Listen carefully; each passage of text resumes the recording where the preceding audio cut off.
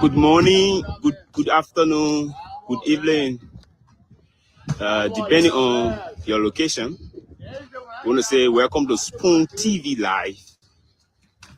And we are currently here in the Rototown community. Rototown is in the Airfield community. So we are here. And this time around, Rototown experiences demolition. The government of Liberia has decided to clear this alley, and people got affected. We'll be speaking to some of them shortly, but there's the aftermath of what the yellow machine has done.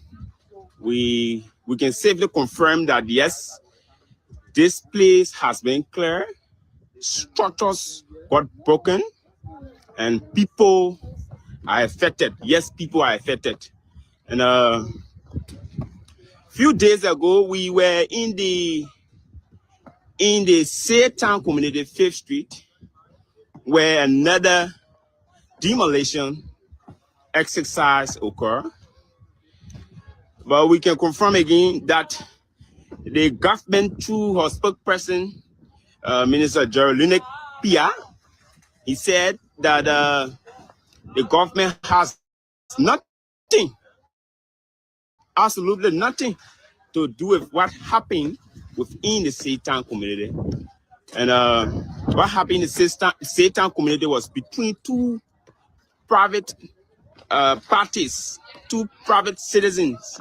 Somebody felt offended and went to court, and the court rendered their judgment. And so the people of that place got evicted. Yesterday was another demolition within the LPRC community, where the government again said they were clearing alley. And now this place is the Rototown community. So for those of you who don't know Rototown, Rototown is in the Airfield community. And where are we now is directly adjacent the spring feed. The spring feed. So here's the spring feed, and this place is an alley. According to the government, this place is an alley that needs to be developed. So we are making frantic effort to talk to few people that claim to be affected by this demolition exercise. Few people that claim to be affected by this demolition exercise. And this Spoon TV Live, we are here within the Rototown community. In the Rototown community. So this is just the aftermath of what the machine, or what the machine did. This is just the aftermath. What becomes of this place, we are yet to know. Probably we might get a full understanding of how this place will be developed. My name is Winston Kabadian, and we are here. I'm here with my colleague Florence. I'm here with my colleague Florence Flomo. We are here to give you an exclusive coverage.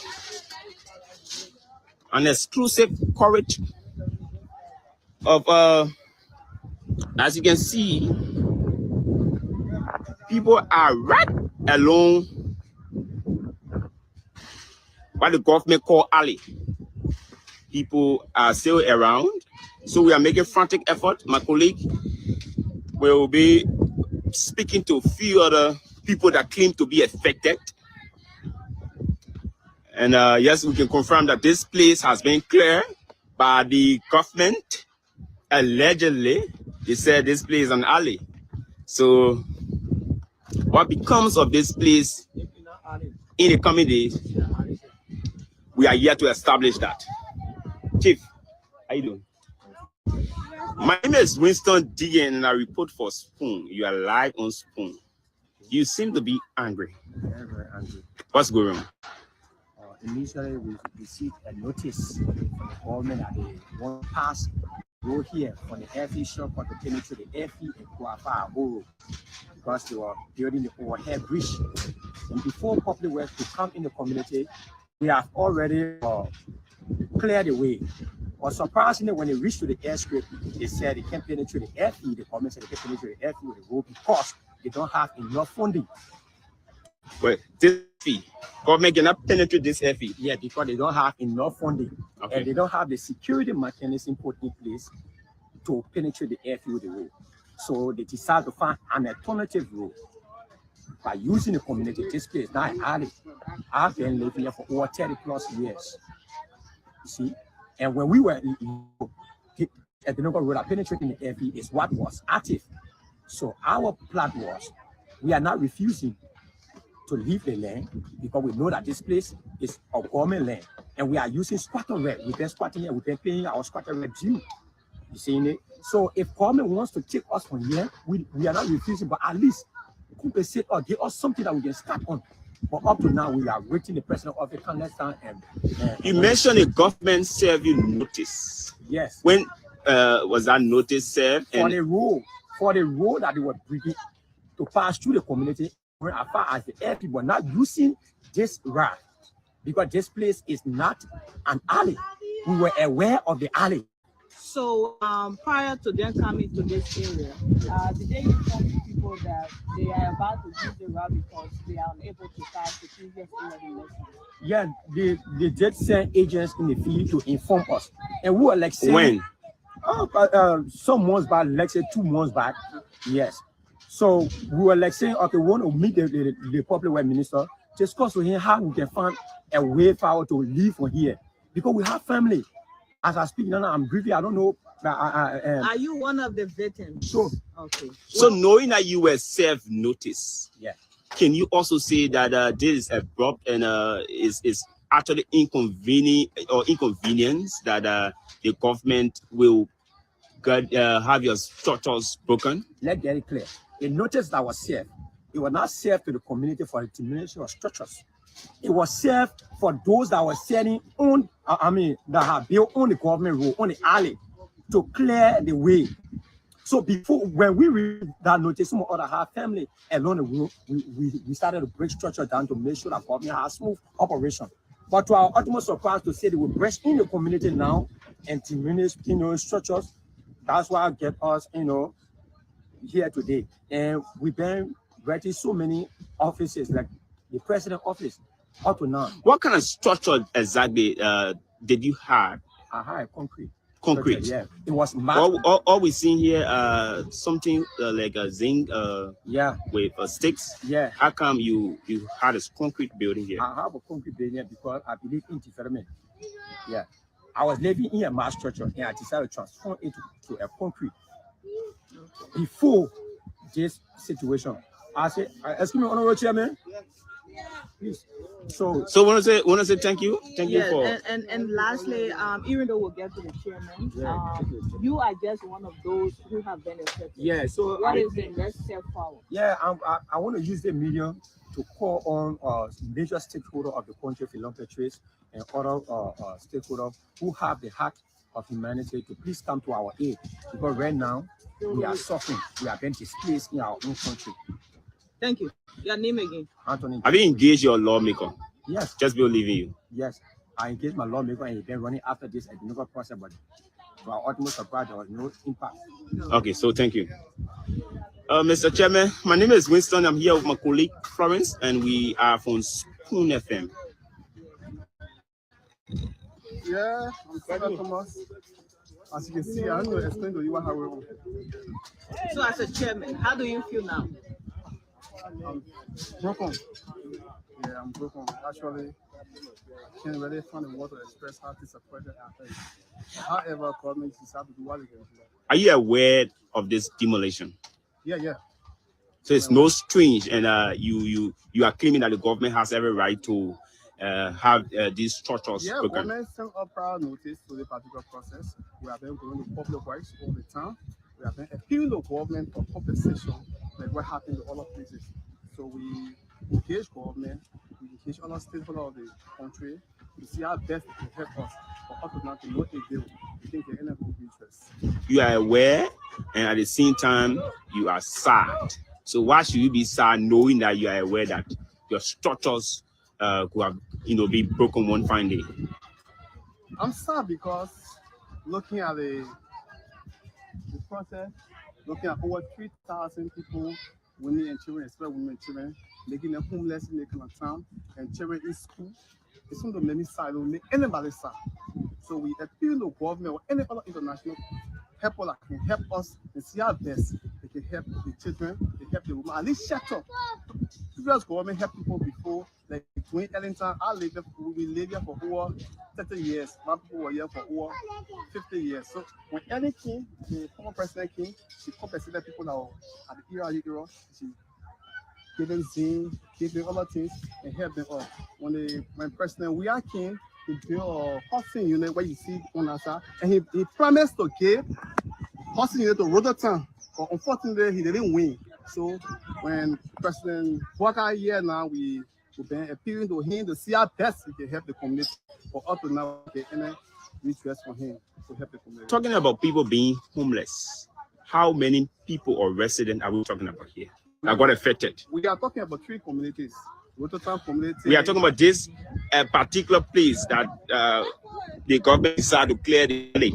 How many people can you confirm to us got affected? Yeah, estimated we got over 2,000 people affected. Here, right here along this place. Yeah, because we did rural houses here. You can see one house got more than 6 rooms. We got children inside. Other person got different house food. What kind of houses are we talking about here? We are talking about most of the houses here, as you can still see, some of the houses are concrete, some of it are makeshift, zinc, they are mixed up. So can you identify few homeless people so we can be able to talk to them as well? Oh, the brother that spoke with you earlier, he's homeless, and I got data to all the affected people already. We want to say thank you, Chairman. Thank you. Thank you very much. Thank you. So I managed to have conversation with people around. So we are still in the Rhodertown community. We spoke with the chairman of the community, and then we are still making frantic efforts to speak to more people. We are making effort to speak to more people.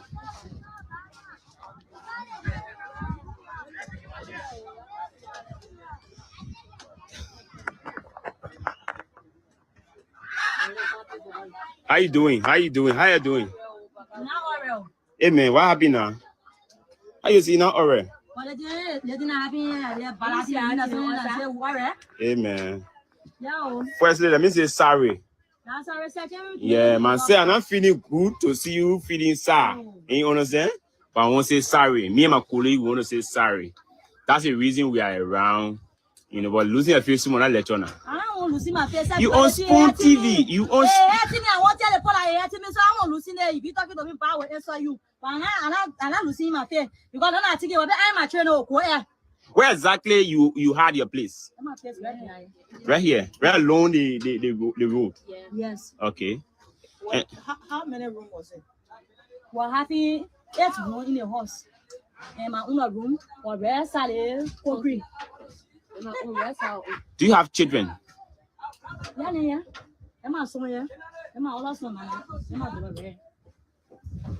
So currently you are homeless. Homeless. Because I say you can't go to family cell. When I look at you, you call them one day. What I tell all my children and father of my own teen. I get no one. I think I only ask you. I go in for my child to never. Me my children will not sleep. So were you renting? I was renting. How much you were paying? I pay you $20. So what's your honest appeal to people viewing and people watching you because you look very sad. What's your honest appeal to them?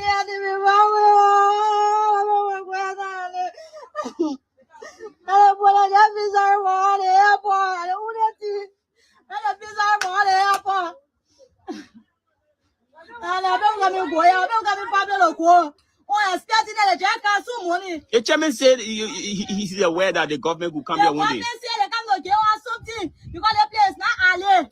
The place is not alley.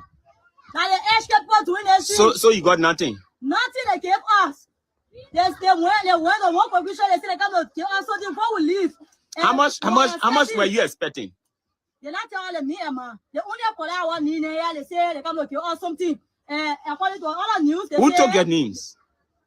They Sacho said they should put list down here. For them to carry our name. They collected the names of everybody living around here. Everybody. And you too. Oh, I wanted to say. So where you had your place? Right near the fence there. You two have children. You smiling? Somebody saying you smiling. It's like it's not serious or what? So as for you have somewhere to go. Where? But you look happy. You smiling.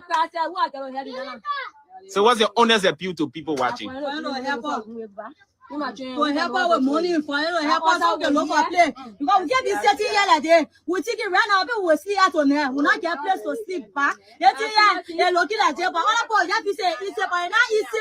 They're not easy. They're trying in school. Then they break the place. And when you expect my children to go to school, how you expect my children to go to school? We're looking for money. So even get trying to say, not easy. I was telling you, run the street, the corner, someone who on the street, when I tell you, they say, oh, I'm market. The police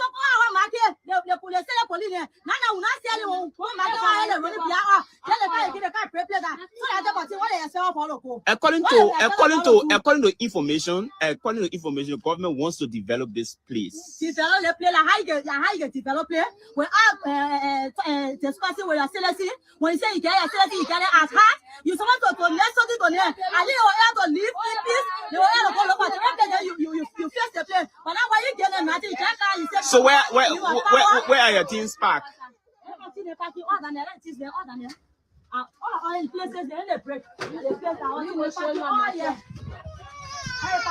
We are speaking to people claiming to be affected, and according to them, they are currently homeless.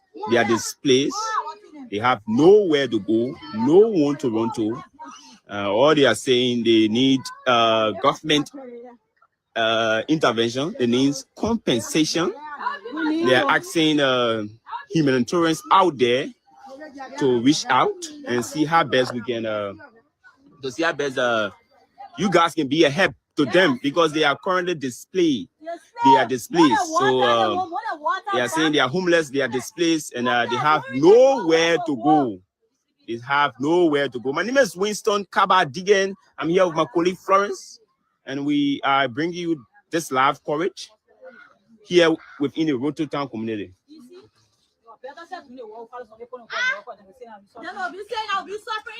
Hello, man. How you doing? You looking angry? Sorry, mama. So yes, of course. How you doing, man? Number. You two got affected.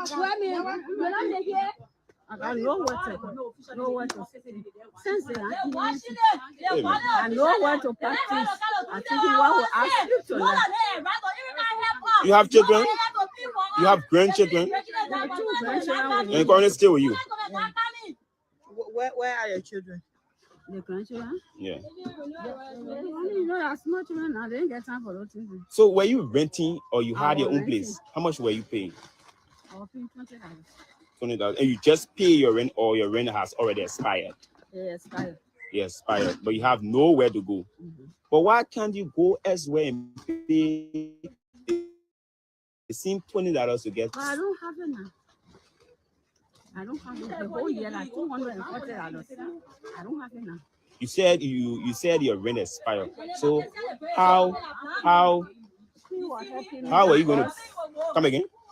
Oh my, what do you can do to get the rent? What kind of work you can do? My daughter can pay the rent, but she's not a runner. Okay. So And the phone, Where's the phone daughter? trap. Where's the daughter? The phone trap. She go in you. On somewhere. So these are your things. Park outside. Yeah. Okay. How you doing, baby? Fine, how you say? Number, you on TV. And your name? My name is Winston. I'm from Spoon FM. You on TV. Everybody looking at you. Everybody looking at you. And you're here alone with your beautiful wife. And something seems not to be right. You're looking very, very angry. So tell us what's happening. You see what happened? And the government know who the brown people there cannot care for us. You getting me? No, I can no. All my family want to work behind me. Chacha work, get all of them. And you got affected. Then the government people now to pick my and the government expecting to see to them. So you don't get anywhere to go? Nowhere to go. Nowhere to go at all. And you don't get anybody to run to. Okay. I stopped on this my sister. But now my room was there. Then break it down. Who's I'll go to? Government saying they want to develop that place. And the player. When you want to do anyhow to tell you. Okay. Why do you want to and your whole smart Anything. They say anything that come today, that break your plate down. Yes, because and the government get power. Because who does this in there? Who get power? So they pull your place down just like that. I'll compensate them. We are getting smooth now. That's a rock. Rock. What get it? What they're gonna give us something? Want to say sorry? I was going to go run my room. Sorry. Want to say sorry? You are live. Okay. Thank you. Thank you, Dad. Thank you. Thank you. Thank you, Ma'am. We are still here within the Roto Town community, and people here are crying to be homeless. They are crying to be homeless. They are crying to be displayed, and they have nowhere to run to, no one to go to.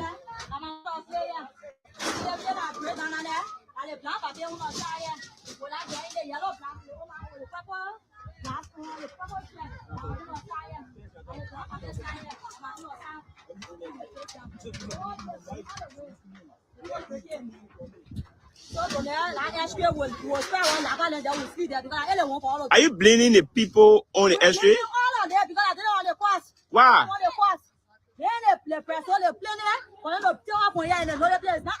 So now if you think you want to do something on the SQL and you want to extend it, you're supposed to get something to the people that leave. But you're not your home, you say, oh, okay, or something, they're not getting ready to break the place. I want to expect them. Why do you expect all of them? So then we'll say, what's the name? What's the name? Gifty Josh. Gifty Josh. We want to say thank you, Gifty Josh. And people are watching and getting mad at people are watching. And Gifty Josh and others here are asking for humanitarian assistance. They claim to be homeless. They are claiming to be homeless. They have absolutely nowhere to go to, nobody to run to. According to the chairman of the community, he's aware that the government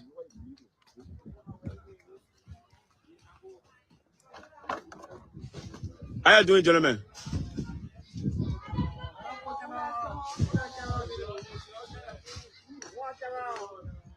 So we are saying in the community.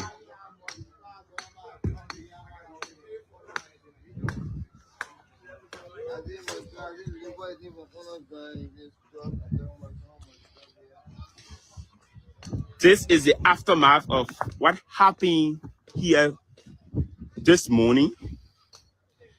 And this is the the spring feed. The spring feed. So the chairman said previously he got a notice that the government were to come here and get their place demolished. But not in this form and manner. So he's sad.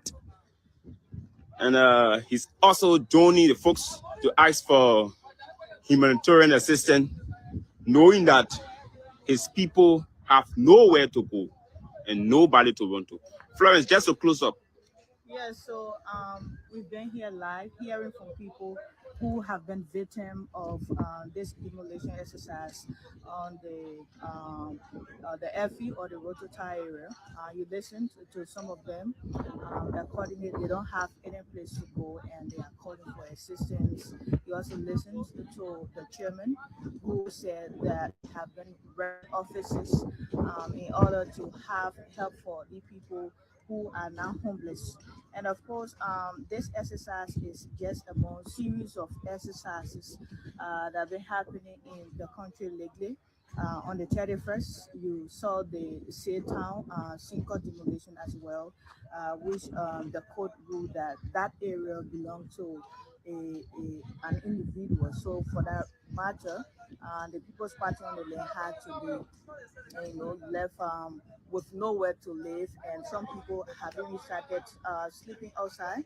And the case of the 72nd barrier as well, people, also leave in that place because the area is for government, to be precise, the army. So the president said God is not creating new land, and the army should be able take to their land. proclaim where have already been ousted for them. And the issue there, one thing that also comes to mind is the fact that the army is claiming that it has 37 acres of land to that particular place, and out of that, they only need 14 now.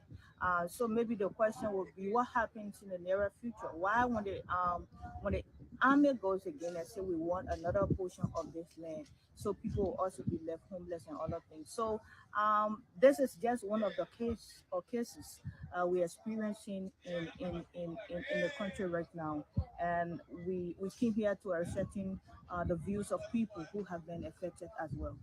Thank you, Florence. Thank you, Florence. Just before leaving you, we are taking a walk on the road, on the main road, to show you the exact location of where the government wants their alley developed. So this place is right near the spring feed, and this is the alley. According to the government, this alley they are clearing, and back here is the road leading to the main road. So we just going to take a walk. We're going to walk you through so you can see exactly where the government wants to develop. So this is Spoon TV Live. My name is Winston Kabadigan. I'm here with my colleague Florence Flomo, and we are bringing you exclusive coverage.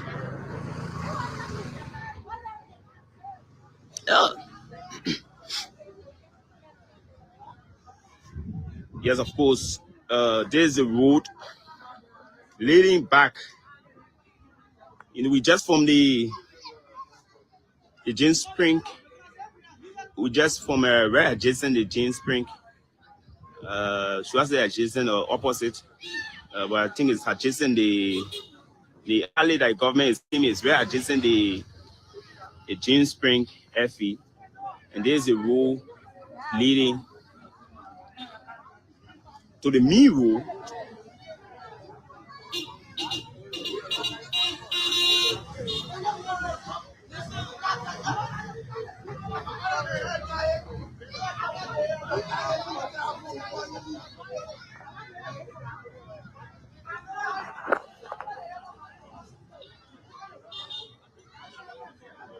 So we are still here within the FE community. This Roto Town. This Roto Town community. Roto Town community. Roto Town experiences demolition. Where next to experience another demolition? Because like as Florence said, right? As Florence said, you know, demolition has been the order of the day recently. Of recent, it was the people of Satan, the people of LPRC community, the 72nd Barrack, the folks there has been asked to leave that place. The armed forces of Liberia are claiming their property, so our people there has been evicted. And now is the Rototown community.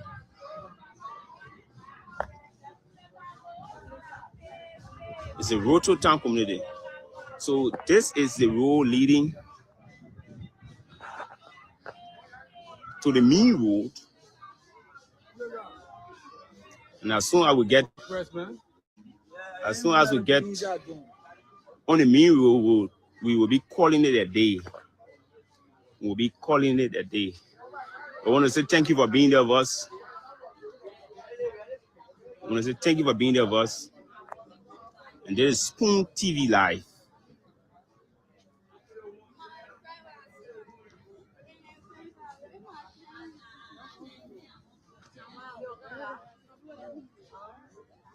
So this is the Rototown community, and we are not too far from the main road. So back to call it a day. Thank you for being there with us. My name is Winston Kabadigan, and I've been here with my colleague. Florence Flomo. Thank you. Bye-bye.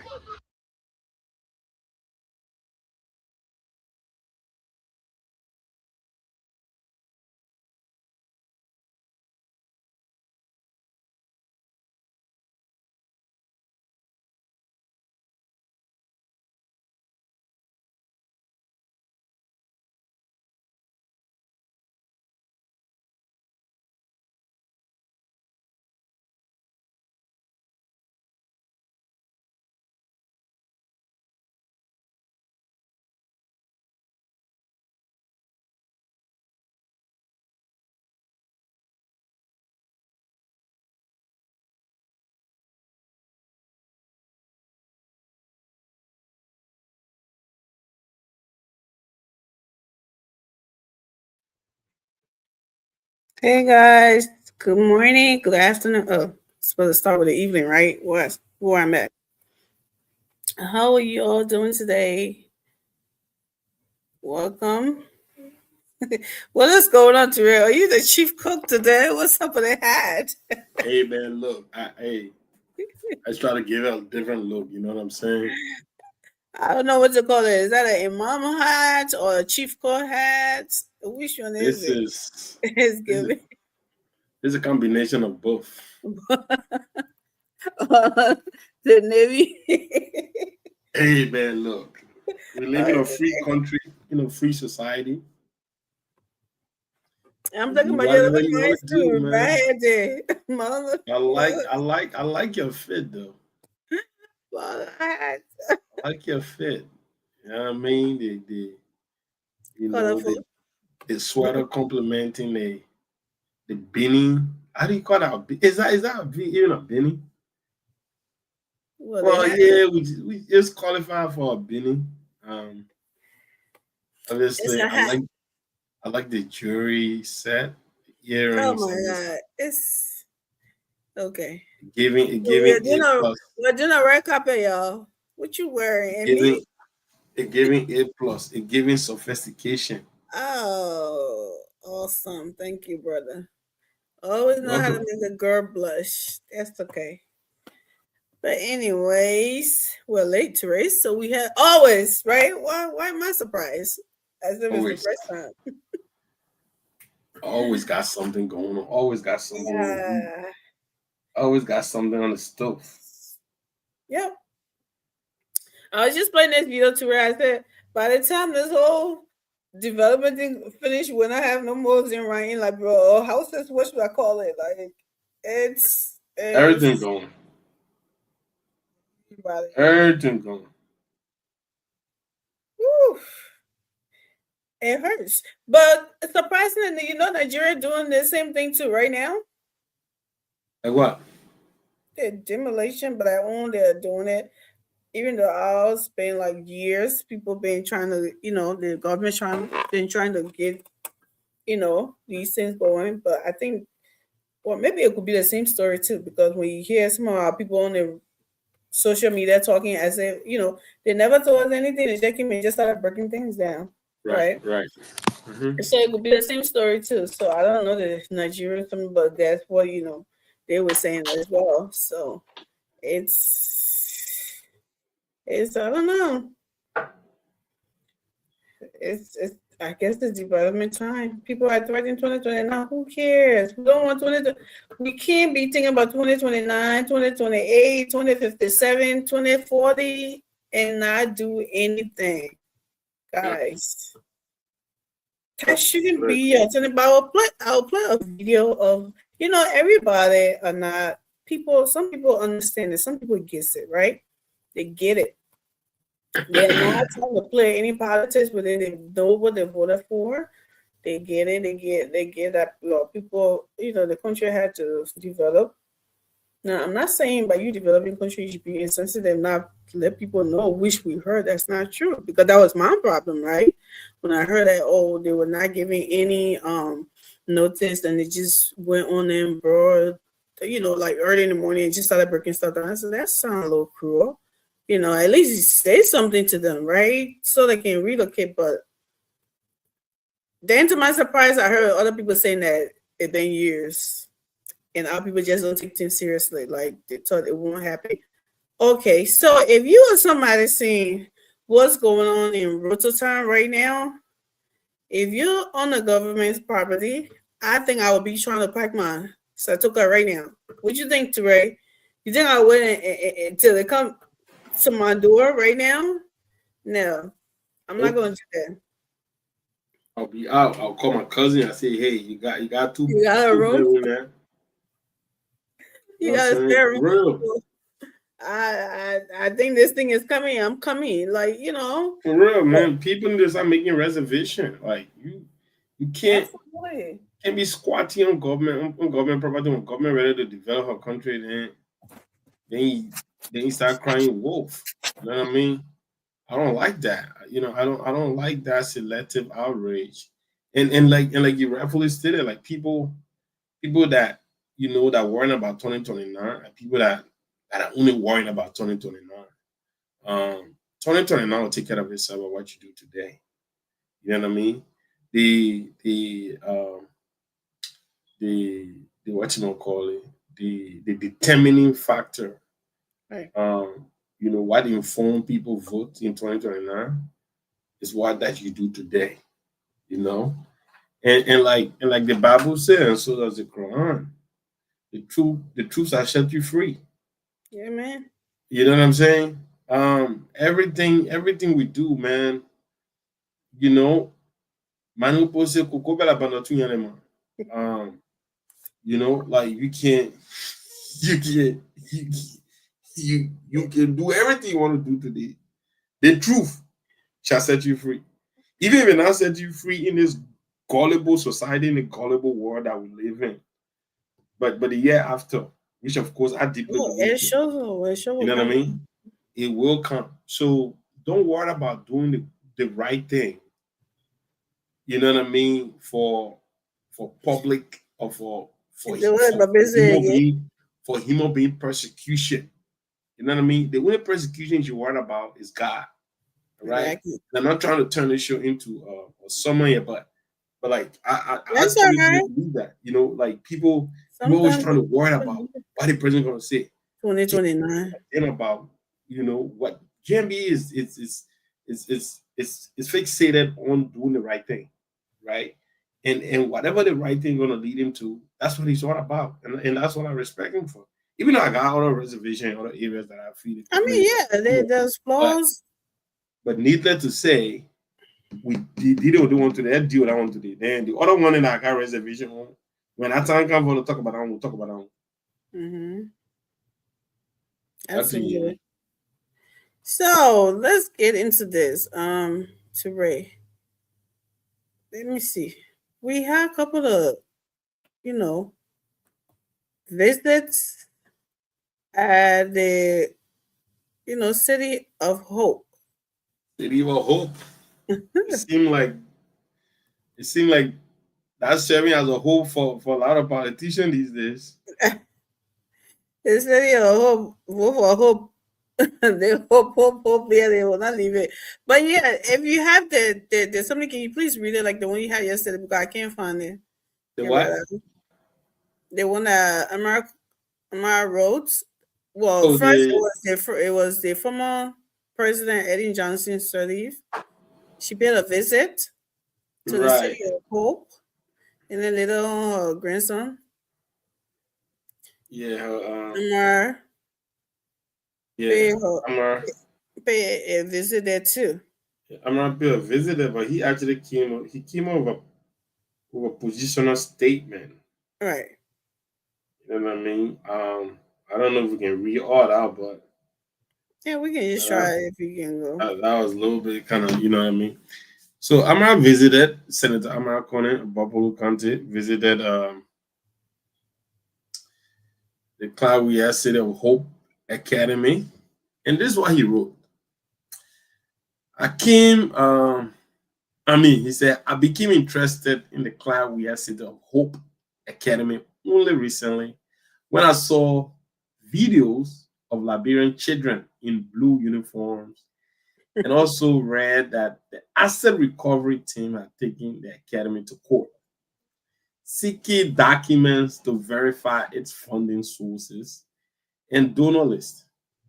My colleague, Senator Nathaniel McGill, also spoke publicly on the Senate floor about the matter.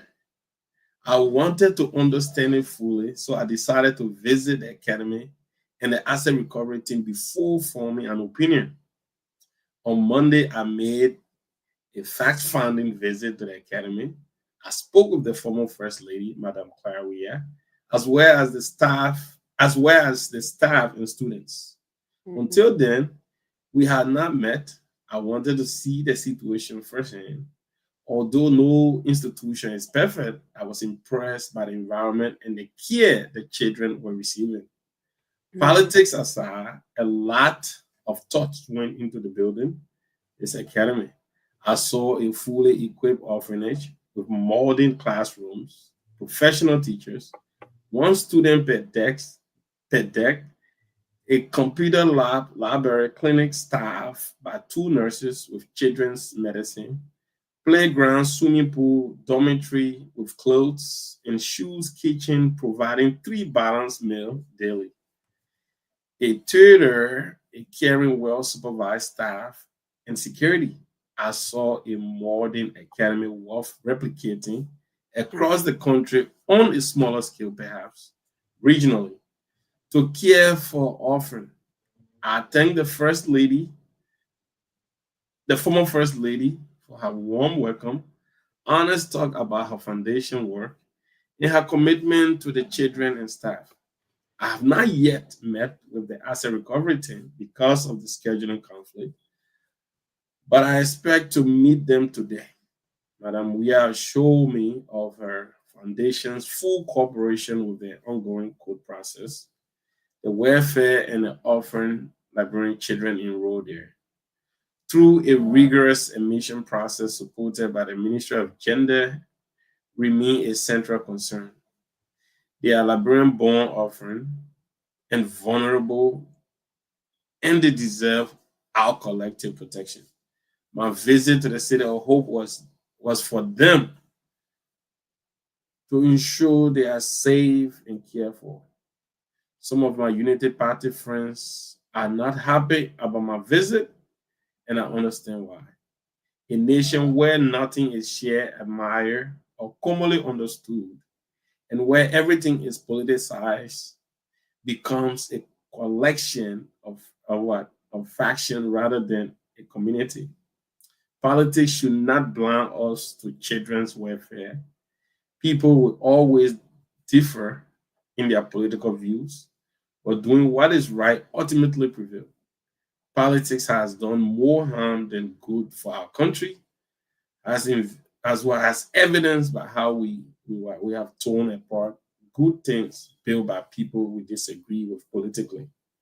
Let us listen to the better angel of our nature and allow these children to live in peace while the court resolves the matter flagged by the asset recovery team.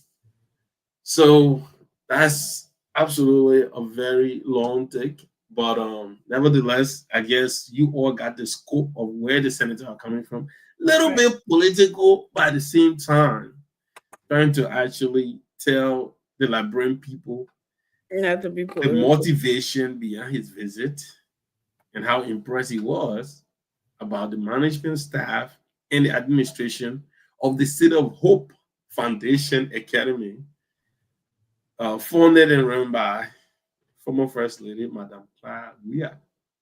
So, Amy, back to you. Yeah, Ture. So hearing that, what he's saying, what caught my attention was that I haven't had the time to meet with the Access Recovery team, right? Because of their business schedule. But I plan to meet him. What, he said today?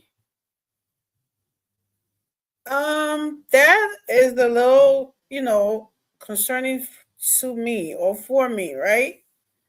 Because the Access Recovery team are doing their job. They're investigating. I don't see where doing that investigation they said the Senate should intervene or they send something to the Senate of that, kind. So why was Senator Amarcon visit the City of Hope after they asking them about all the documents, and all of a sudden that we visited, then the senator visited, then he talking about meeting with the Access Recovery team.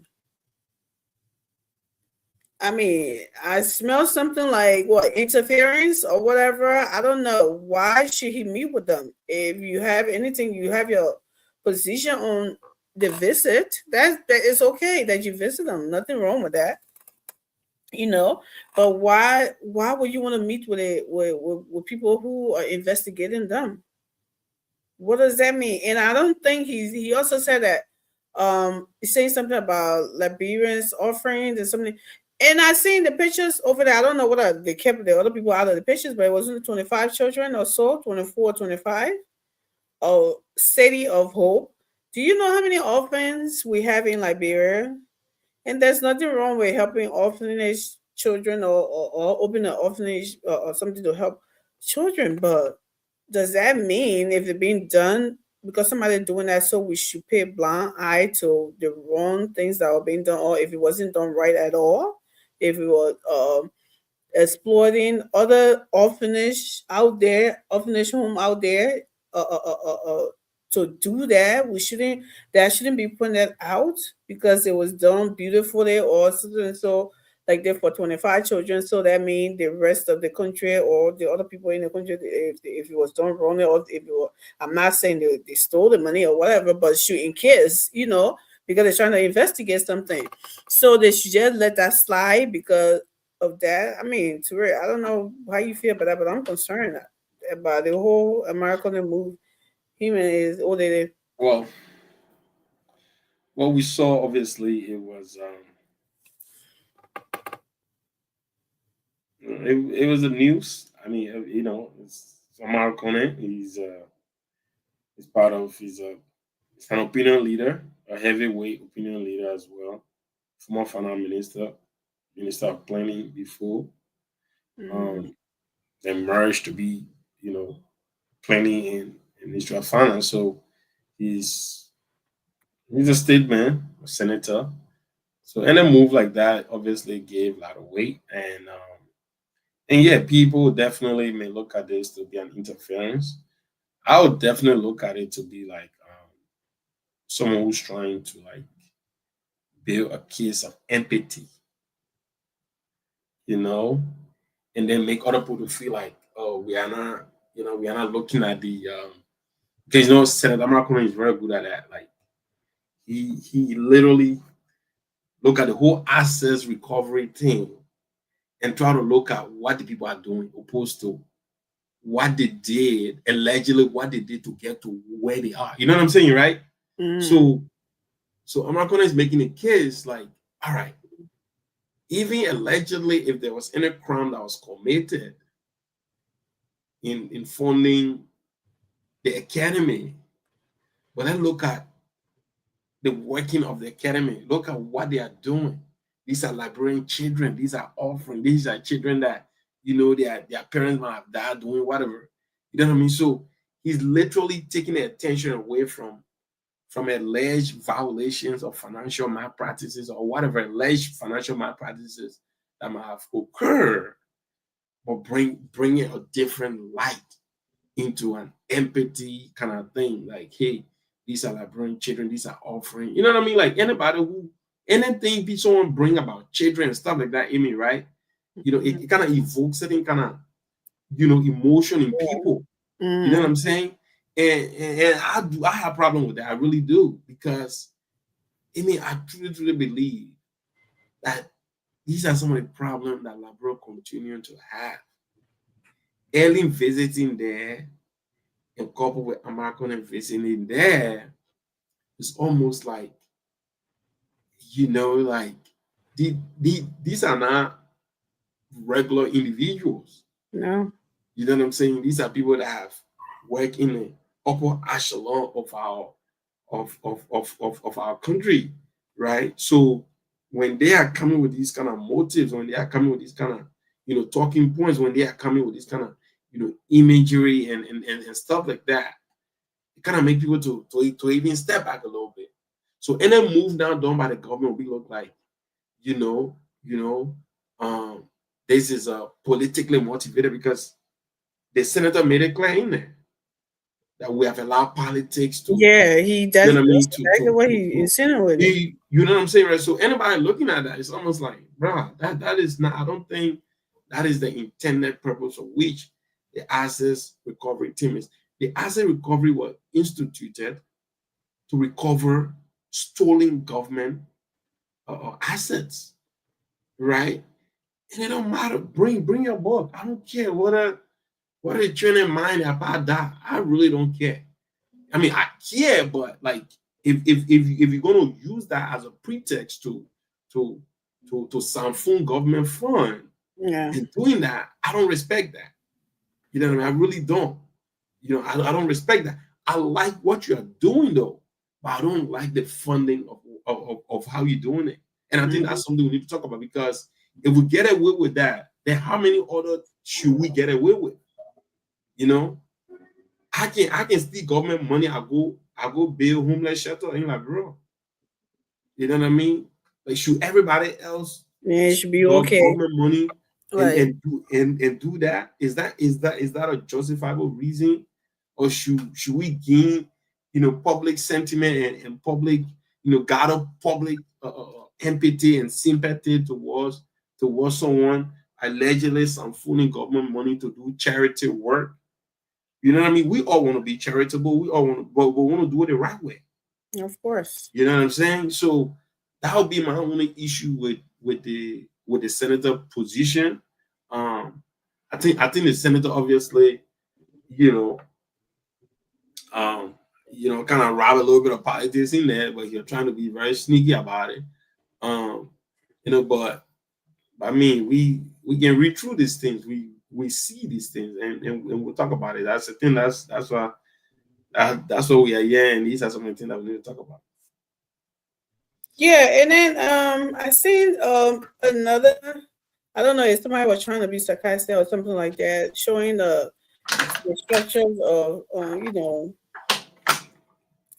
the famous 49 condominium or 1700, however much it is, saying that they were beautiful. Am I saying, because they say it is a beautiful structures and stuff like that, so it's okay. Like we should blind our eye to whatever, however it was gotten. or however it was built and stuff like that. I'm like, nah, he would never say anything like that, you know, because but this is what you got people thinking now, right? So you have people saying all of these things because this is you saying that's the vibe you give people. Like, okay, don't investigate this because this is that. I don't care if it was like 10,000 children over there. I mean, it is beautiful. Nothing wrong with that, right? But we have to pass this place of because you high up there, so your buddy then will kind of, you know, team up with you and then kind of sweep the wrongdoing under the rug. Now, I'm not saying that there's anything wrong, but they are investigating them. Right. That's the whole thing. We don't know if anything wrong there or not. Why not give the assets recovery the chance to do their job? Why should you, as a senator, want to go meet with for what? What are you meeting with them for? What are you what after visiting this where they're investigating, you go meet with it? Do you know what you can't even try to announce it in the US yet? Do you know what that is? Like it's so broad. And then you using words like so many politics, that's kind of like undermining the investigation right there.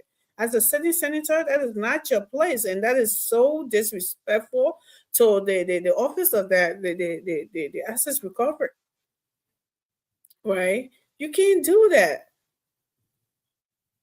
You can go there and have fun, and whatever thing that you went there for. I don't know, because I don't see where the assets recovery sent this to the Senate and asked plenary or whatever to go, or they have committees, right, in a Senate. How come you just got up and went there and then all of a sudden you're telling us all of these things that we don't need to hear?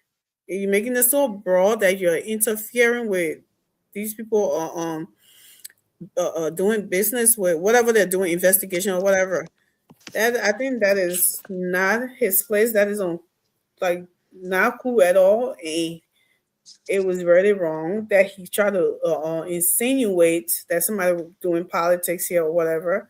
That's really that is beneath him, and I think people should stop doing stuff like that because this is the same culture of impunity. How many innocent people they are investigating in Senator American or anybody else going there to, stand by them and then calling those investigators, going to them and something that you don't do that.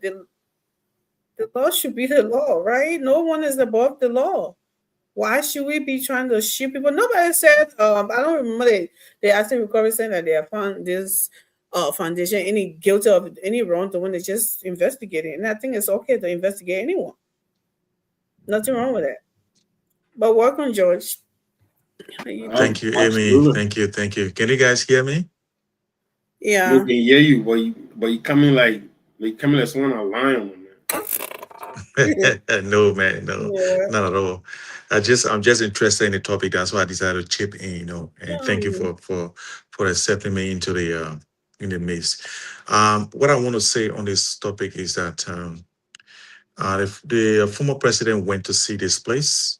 Because, myself, when I went to Liberia, I wanted to go and visit, but I didn't have the time. I was too busy. So people been hearing about, the Hope Foundation. They're interested because they want to see why the government is seeing so much that they are chasing these people.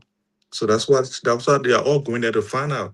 So they see the place and he admired the place. So he see that it's a place that is worth to be, maybe found out how it was built. I think he didn't do anything wrong. He didn't say, I'm going to see the asset recovery. So they tell him to stop investigating. No, but the fact of the matter, here is the thing. I read this morning a report from the Hope Foundation. And here's what they said. They are not saying that they don't want to be investigated. But if you're investigating somebody, you have to investigate them. You cannot use illegal means to investigate somebody. Just like, for instance, somebody accused Amy of getting free money from the government fraudulently.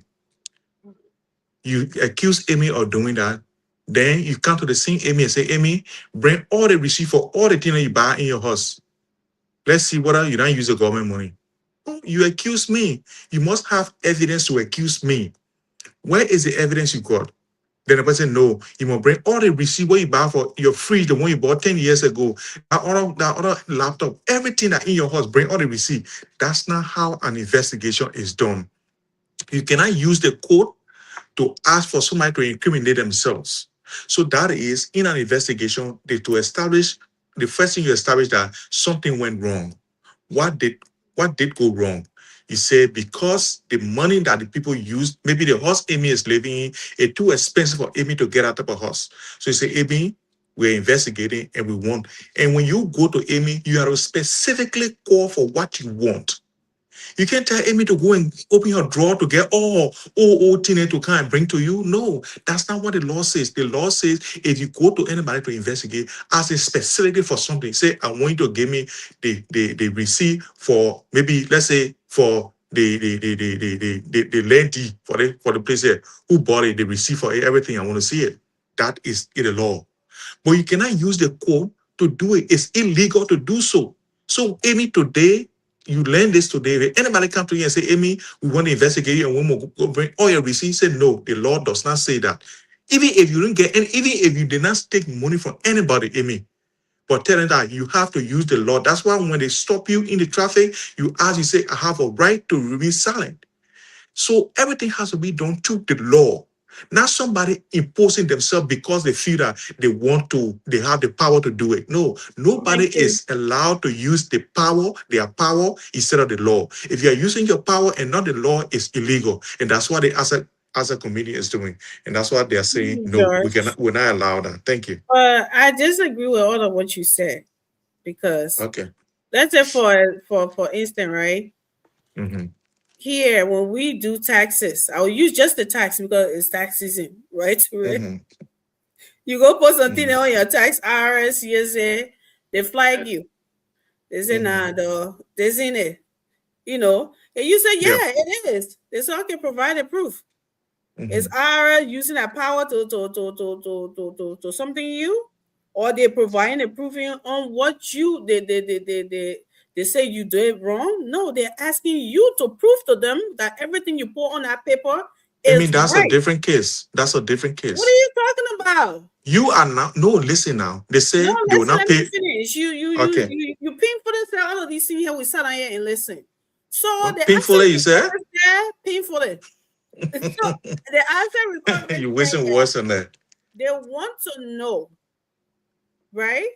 They want to know the means and what these funds, how these funds were gotten to build this place. There's nothing wrong with that. If they're asking the manager to provide the document and that is not as a recovery a place to provide document for them. That is not using your power to do anything. So what are you coming from trying to tell the public that, George? They are asking for documentation. That's what they're supposed to do because they said they done nothing wrong. And the answer recovery did not say they do anything wrong. They want to know how these funds were something because you as a first lady, you are using the names to go and get this thing. And then you said it's your personal property. So let's see how this personal property came about. What is wrong with that? To say, oh yeah, that they're using power. No, they're not using power. You have that document. They don't have it. You're supposed to produce that document and prove to them that you're wrong. You're thinking that we did something wrong here? Here is it. You do that to government. It's not like an innocent person or individual accusing you, say you something. No.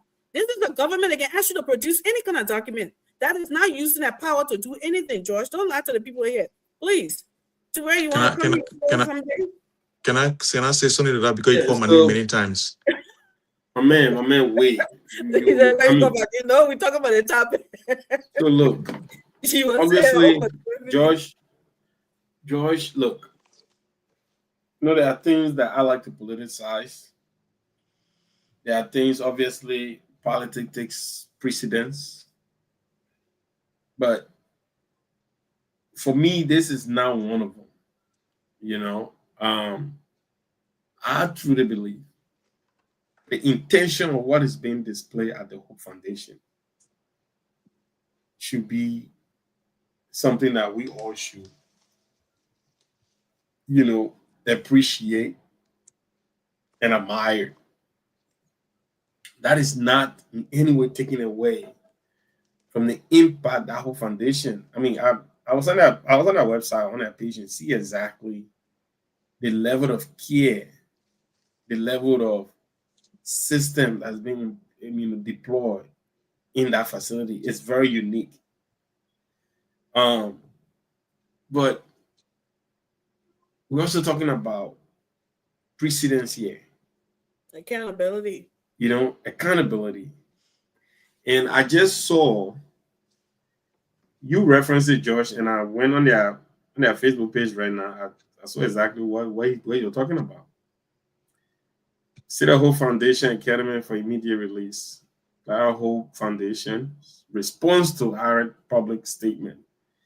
The Clara Hope Foundation has taken note of the public statement issued by the Arrest, Recovery, and Property Retrieval Task Force arrest concerning the Academy matter and Foundation's ongoing court action.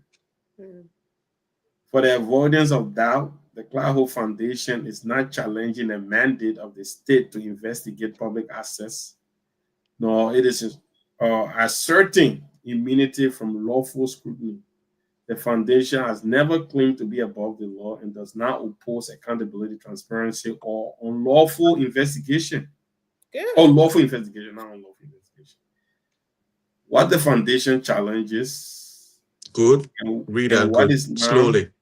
And what is now squarely before the honorable court is the legality of the subpoena duces and take home, yeah.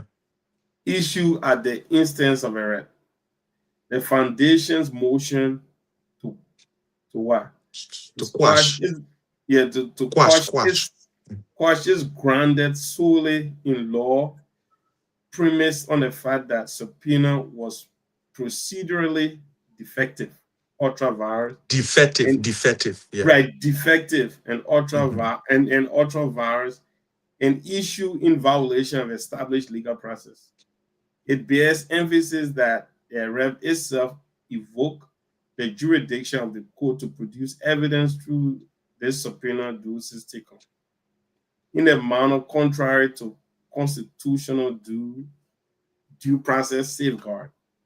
The foundation objection, therefore, arises not from the resistance to inquiry, but from the use of judiciary process to obtain evidence through an unlawful and overboard instrument of practice. Unlawful? The unlawful and overboard instrument, a practice the Constitution does not permit. Accountability cannot exist outside of the law, and transparency cannot be achieved through unconstitutional means. Evidence sought through an illegal subpoena cannot be legitimized by public interest rhetoric, nor can be constitutional violation be cued by generalized assertion of impartiality. While a RED asserts that its work is evidence-based, impartial, and respectful of the judiciary, those assurances stand in tension with their decision to seek a subpoena duces take home, exceeding statutory authority and constitutional limits. Respect for the judiciary requires strict compliance with law, processes, not public assurances. The foundation further notes that reference to a broader review involving multiple institutions do not validate an unlawful subpoena. Illegality is not neutralized by scope, reputation, or claim of non-selectivity. The Hope Foundation has consistently maintained that any investigation conducted in accordance with due process and statutory authority will receive its full cooperation. What the foundation cannot accept, it sounds long. And what the Constitution does not permit is the normalization and extra legal or constitutionally defective subpoena under the guise of Can you asset imagine recovery. that? This matter is not properly before the Honorable Court, is now properly before the Honorable Court. The foundation, therefore, aligns with the Act on one principle only. The judicial process must be allowed to take its course. That process will determine whether the subpoena dues taken issued at the evidence sought thereunder comported with the Constitution and law of the Republic of Liberia. Until then, the Claho Foundation urges restraint, fidelity to due process, and respect for the foundational principle that the rule of law restrain both the governed and those who govern. Seeking accountability without legality is arbitrary. I think too long. I think Transparency without due process is cohesion. The rule of law must begin with those who enforce it. That's it. Yeah. So right now, no, wait. I'm about to ask you a question. Who are there to determine, right? What is done was done illegally, or subpoenaing a document from an institution. What is so wrong about that? And as they're calling it illegal, that means they don't respect the assets recovery. This is a team that the president get an executive orders to request anything to go after, anything to investigate anything. Who are they to tell them that, oh, you're not supposed to do it this way, you're supposed to do it that way, you're supposed to do it that way? Who decides that? You want me to answer that question? Yeah, I want you to answer it because you're the one. Amy, if a policeman comes to my house today and say you want to search my house, I'll say you don't have the legal right to do it. You're asking who I am to say that? If a policeman, I will ask him, do you have a search warrant? If he says no, I'll say you do not have the right to check my house. Legally, get out of my house. I will ask them out of my house. So you cannot sit here and say who are they to say. Everyone has the law as their. Listen, Amy, let me talk now. Please, I beg you, Mama. Yeah. Everyone has the right of the law to be on their side. Anyone can quote the law and challenge whatever authority anyone comes with. If the person feel in any way that they are being infracted. Once I feel that my rights are being, stepped on, I got a right to quote the law and use the law to go against, even if it's a police officer who is gone here saying, I would say you do not have the right to come in my house to check my house for anything unless you have a legal search warrant. Okay, question right so there. So you cannot say they don't have the right. They do have the right to tell them that you are not doing it the right way. So Amy, let me say something before you come in. Before a court can issue that that DOCA stickers, right?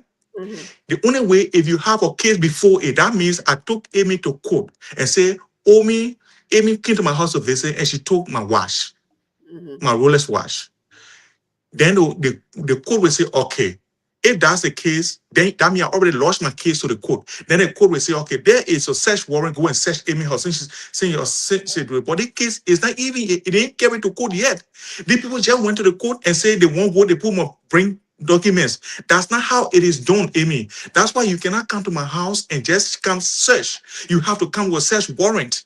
So once you do not have a search warrant, I will not allow you in my house and I have the right to do it. Nobody will look at me and tell me, say, who are you to say that? Okay, I'm a president. I'm backed by the law. Yeah. No, you bro warrant though. Wait. What a warrant? What a warrant? Did you not read the scope? But I thought I explained to you just now. Did you listen to me or you're not listening to me? Wait, the people said the warrant they brought. Well, I wanted to ask ill-gotten. That's what the whole foundation. That's the whole foundation position. What is that again? That the warrant they brought was ill-gotten. That's what it said. No, that's not it. And that's why you guys, maybe you read our whole thing, but you did not actually read it. Well, here's what they are saying. No. But let me ask you a question. No, let me ask you a question. Go ahead. You mentioned you make an analysis on the police ban thing, right? There's a law that said that about the warrant thing when the police come to your house, right? This is I call it an institution or whatever, or entity that was established by executive order by the president of the Republic of Liberia to go after anything to get any document. When the president gave an executive order, it become what? The law. It began order. It's not a what should we call it? Traditional. It's not a law. It's not a law. It's an order. No, we're talking about a situation. It's not a tradition. Like you will say, order is you can compare with ordinary cases or something that they say that or Amy going sweet somebody. No, that's not what this is. So your analysis is flawed. You come in here, you're trying to muddy the whole thing. You're trying to make it look like these people doing something wrong. Let me ask a question. You say you want to ask a question. You say you're asking me a question. Ask me. Let me explain. Right here, Amy, please, Amy. Please hold it right here. George. You say you want to ask me a question. I want to ask you the question. Yeah. Go ahead. Right, George.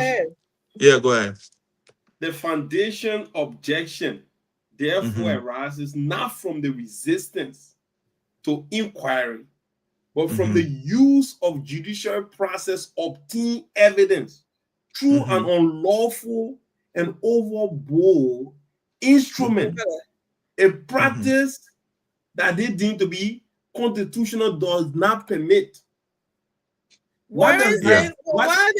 Here's why it's saying. Here's why it's saying. Let me explain what it's saying. Let me explain what it's saying. But Amy, there's things I know you don't know it. So you want the things you know I don't know it too. So if we hear, okay, whatever. So here's the thing. Here's what it means. So you cannot use the court to get evidence. You take evidence to court. What does that mean? The police does an investigation. And through that investigation, they charge this person and the person goes to court. The court does not ask for evidence. The court looks at the evidence brought by the police or the investigators to decide a case. You cannot use the court to go and get evidence. That's what they are saying. And it is not legal to do that. So it's very simple. So I don't know why it's hard. It must be above the law. It must be out of the law because it's not an ordinary case. So it will not be in the law. It's out of the law. That's what I'm trying to tell you now, Amy. Who tells you that out of the law when they go into the court? Amy, you cannot get evidence using the court. George. You cannot. Yes, you can. George, how about the other one? In Pluto? No, George, right wait now. If somebody how about the other one? Go ahead, Amy. Go ahead. No, I'm not leaving Amy. Amy, how about the other one, George? Yeah, go ahead. A foundation motion to quash is grounded solely in law.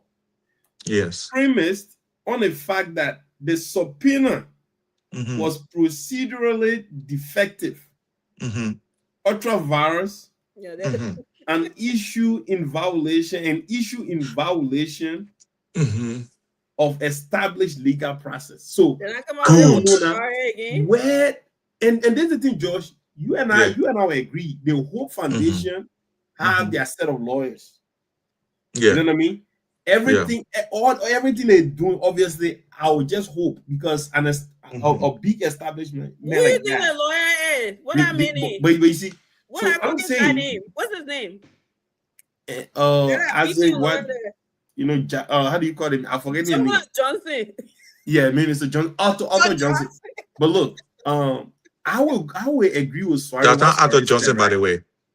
I will agree with Suarez. Suarez said something here. It is absolutely.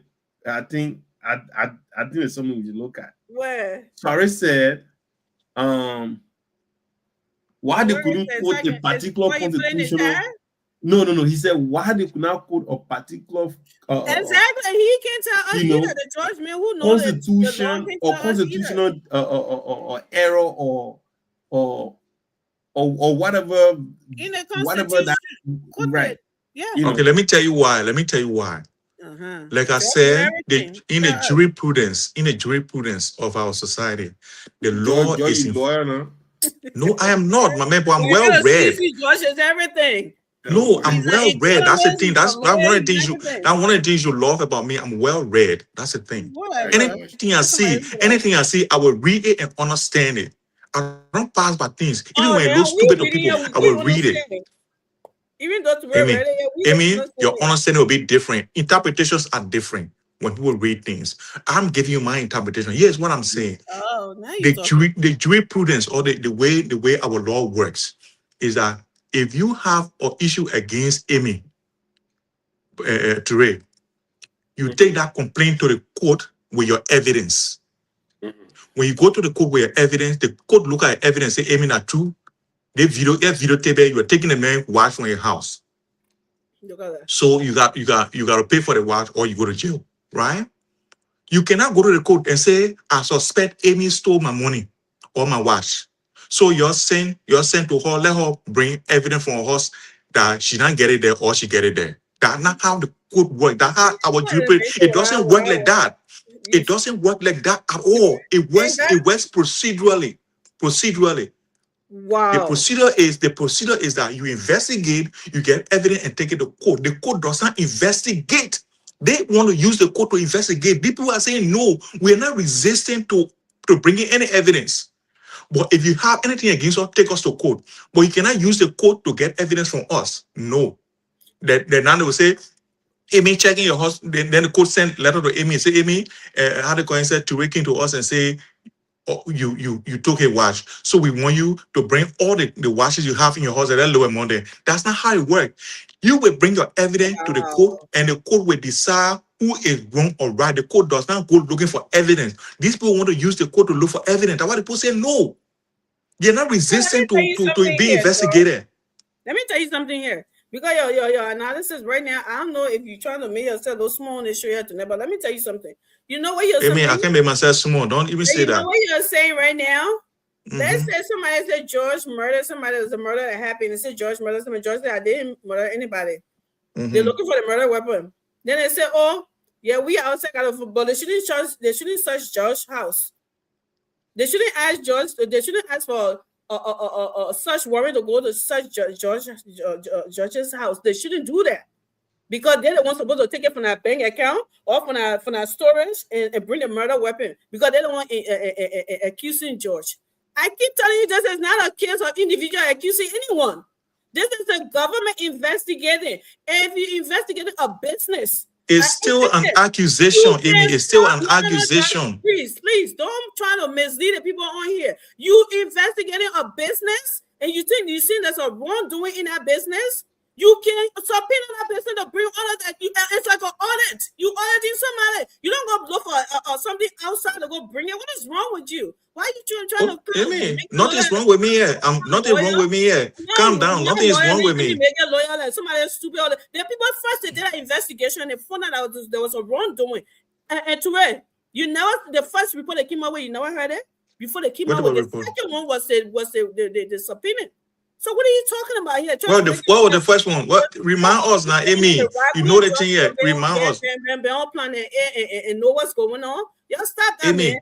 Amy, this is not. Amy, this is not personal. This is not personal. We talking over each other. First of all, if Cloud Hope We Are Foundation they know they got nothing doing. That's not how the law works. Can you let me talk?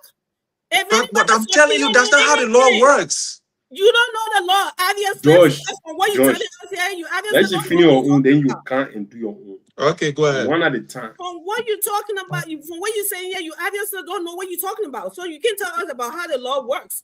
And I would not a lawyer who don't know anything. I think I got a better idea. This is the instance that the government is investigating, George. It's not an individual that you came about. Or they say, Amy stole my watch. Or Amy going in her. Or Amy bring her. What are you talking about? This is like they're doing an audit to know where you got that money from. What it was the government money that you spent. If it was the Liberian need that you used to get that money and you're making it personal, your personal property, they have the right to subpoena anything. What are you talking about here? Okay, can I say something now? No, to return, then you'll come in. Don't come mislead the people here. You come in, bring personal things. Amy, just calm down. This is not personal. Calm down. I'm not funny, but it's like making a fool out of her. I'm not making fool out of you because you don't know it. That's why you think it's making fool out of you. It's my time now. You lack the knowledge. Okay, so look, you are getting knowledge. You suddenly read it. This is what we have, right? With this level of political exhibition that's happening at the Hope Foundation right now, its only intended purpose is to draw a certain level of empathy, certain level of sympathy, certain level of but people to see, oh, these are orphanage, these are, you know, these are orphans, and the That's the you whole know, thing. Yeah. so that's the whole thing, right? But besides George, we should be really and just try to put the politics aside, right? Every institution, including the one you work for, right? If you are getting money, if it's not private, you're getting money from you know, see from government sources or public funding and stuff like that. You know, like there's something called audit. There's something called you know, public trust, right?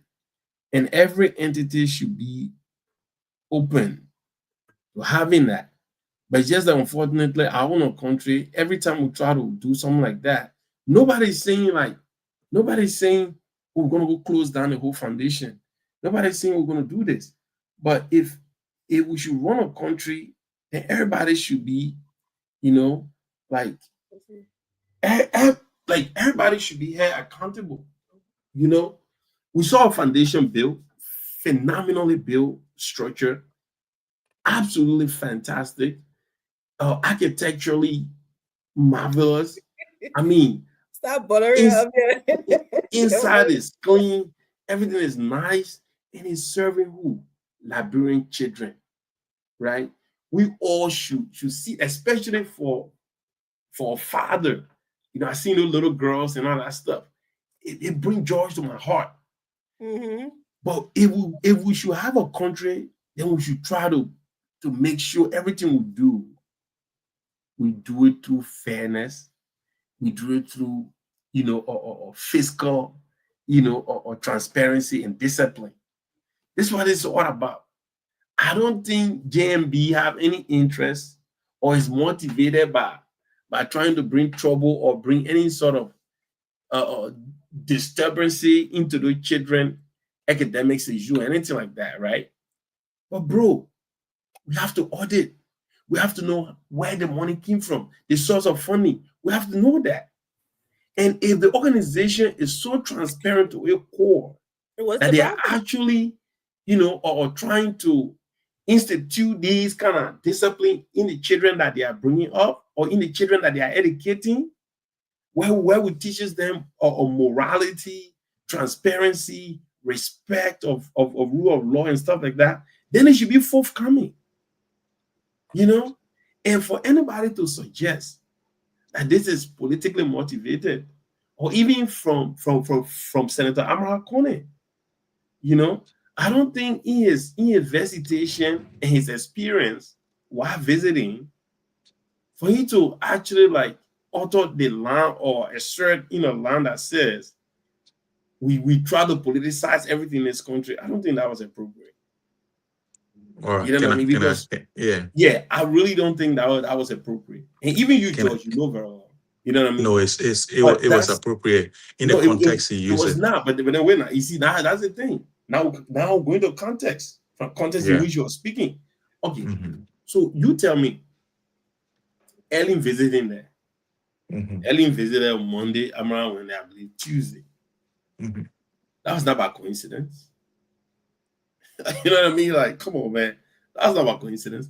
Politicians don't make moves with a strategic planning. It's not by coincidence, right?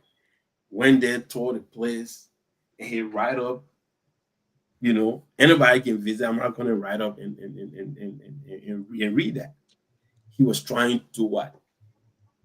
Galvanize the public to look at this to be something like, oh, these are precious Liberian children. You know, they are offering. You know what I mean? They don't have their mind, their body not yet. You know, so let's try to leave them in peace. You know what I mean? That's all that's all I got from there, bro. For real. That's what I got from there. And we cannot run a country like that. We cannot run a sustainable country like that. Because Ellen Johnson Sirleaf, because President George Maina Weah did not in any way investigate anything that was done under Madam Salif's stewardship for 12 freaking years. Boy did not even ask question. He did not even nothing. You know what I'm saying, George? So this old man is trying to change that. Because we know when Madam Salif came, right? Madam Salif investigated Julie Bryant. A lot of people are even saying that it was part of that scrutiny that even led Julie Bryant to his untimely death. You know what I'm saying? But George, we are for 12 years, Madam Salif was in power. This 6 dude years. did not. Huh? George, we are 6 years. 12 years. No, I said Madam Salif was in power for 12 years. Okay. I thought you said George. We came for 12 years. Madam Salif was in power for 12 years. And George Weah did not investigate Okwa. You know what I mean? Because he promised to protect her. So the woman is trying to do different things. We saw the whole Finabono issue. We saw that. We saw, so we need this. This is good. Whatever this leads us, it will be something that we can build on for future proceedings. But this is good. The children are still going to be in school, but we just want to know if there was someone where the money came from. Where the money came from, the source of the funding. We're not saying that government can't put money in that institution. Government should actually fund institution like that. You know what I'm saying? And other donors, including you, George. Musa Belete just donated a pickup truck there. We all should donate there. If I'm visiting Labrador next time, even when I attend basketball or soccer ball or volleyball or something like that, I'll put in bar, I'll go give it there. You know what I mean? We all should support endeavor like that. But we also should know where our natural where our funds are going. I think that is appropriate too. I think that's called fiscal discipline and fiscal responsibility. I'll stop there. Thank you. Yeah. So the thing is that the nonsense I see people saying all the time is that if they ain't do anything wrong, why they can't just give the people the document? That's nonsense. The reason it's nonsense is that some policemen will not come to my door without a search warrant, and then I say, come inside. They say, but George, you're not get dead body in your house. The police say you kill somebody, the person in your house. When you say the person not in your house, open your door and go there. No. By law, you have to come with a search warrant. And once you don't come with a search warrant, I will not allow you in my house. So that's one thing. This Clear Hope Foundation is not saying that they don't want to be investigated. They are not saying that it's above the law. What they are saying that you should do what you are doing legally. You cannot use illegal means to search for legality, to search for accountability. That's what they are saying. You cannot do something illegal, and because you have done it to so many people and they ain't talk, so you're going to do it to me too, I should not talk. No. If you come to me and tell me, say, George, I want you to open your door for me to look there. I'll tell you, say, let me see the search warrant. If you didn't get a search warrant, I will tell you, say, you can't come in my house. Then you say, but we did it to, we went to Adequate said to a house and we searched. Do we allow ourselves? When we Amy allow ourselves? Why you not when I say the law say you cannot come in my house to search without or legal paper or the warrant, search warrant. So you will not come in my house. Then people now kind of say, oh no, Judge, they are true. They put the thing people say because when you do anything wrong, you sort of open your door to the people. I say, no, my rights as a Liberian under the law says before any policeman comes to my house to search, they must have a search warrant. That's what that letter is saying. Not because you did it to plenty people, so you want to do it to us and we'll accept it. No, we will go by the law and to make sure you do everything by the law. Because accountability starts from being legal. You cannot start looking for accountability in people and then you do it illegally. No. You cannot say because we went to a car where we kill people there and nobody put in jail, so we're accountable, we kill people too, nobody should put in jail. No, when you come to Chicken Factory to kill people, we catch you. Not because they didn't catch you in the place there. So what I'm trying to say is that it is quite clear. It's quite clear that what Ellie Johnson Sirleaf did was to show support. What American Conan did was to show support to the place. And for me, that is not illegal. And when Conan said, when Conan said I know my United Party friends are angry because everything in this country is politicized. Because what you were trying to say there is that because they think he went there for political reason, because everything in that country must be political, so they're angry. They are angry at him for going there. United Party friends. That's what I'm trying to say, because he is a United Party person. So for him to go to George Weah or to Claire Hope Foundation, they see it as bad, because they feel that he's showing support to them. That's why he's saying this is not out of politics. I'm doing this because those children that are in that place there, they are Liberian children. That's what he's saying. So he did not politicize it. He was trying to actually avoid politics. He's trying to say, look, guys, even though I would disagree with John Weah on his policies, but this is Liberia. These children are there. They didn't know anything about John Weah thing. They didn't know anything about UP thing. So we should be apolitical when it comes to what has to do with us as a Liberian. That's what you're trying to say. So he did not try to make it political. Thank you. So, you know, when we sit here and we all read something, and then somebody tries to act like they got monopoly over the understanding of that passage, is really, really, someone who didn't go to school, it can upset us.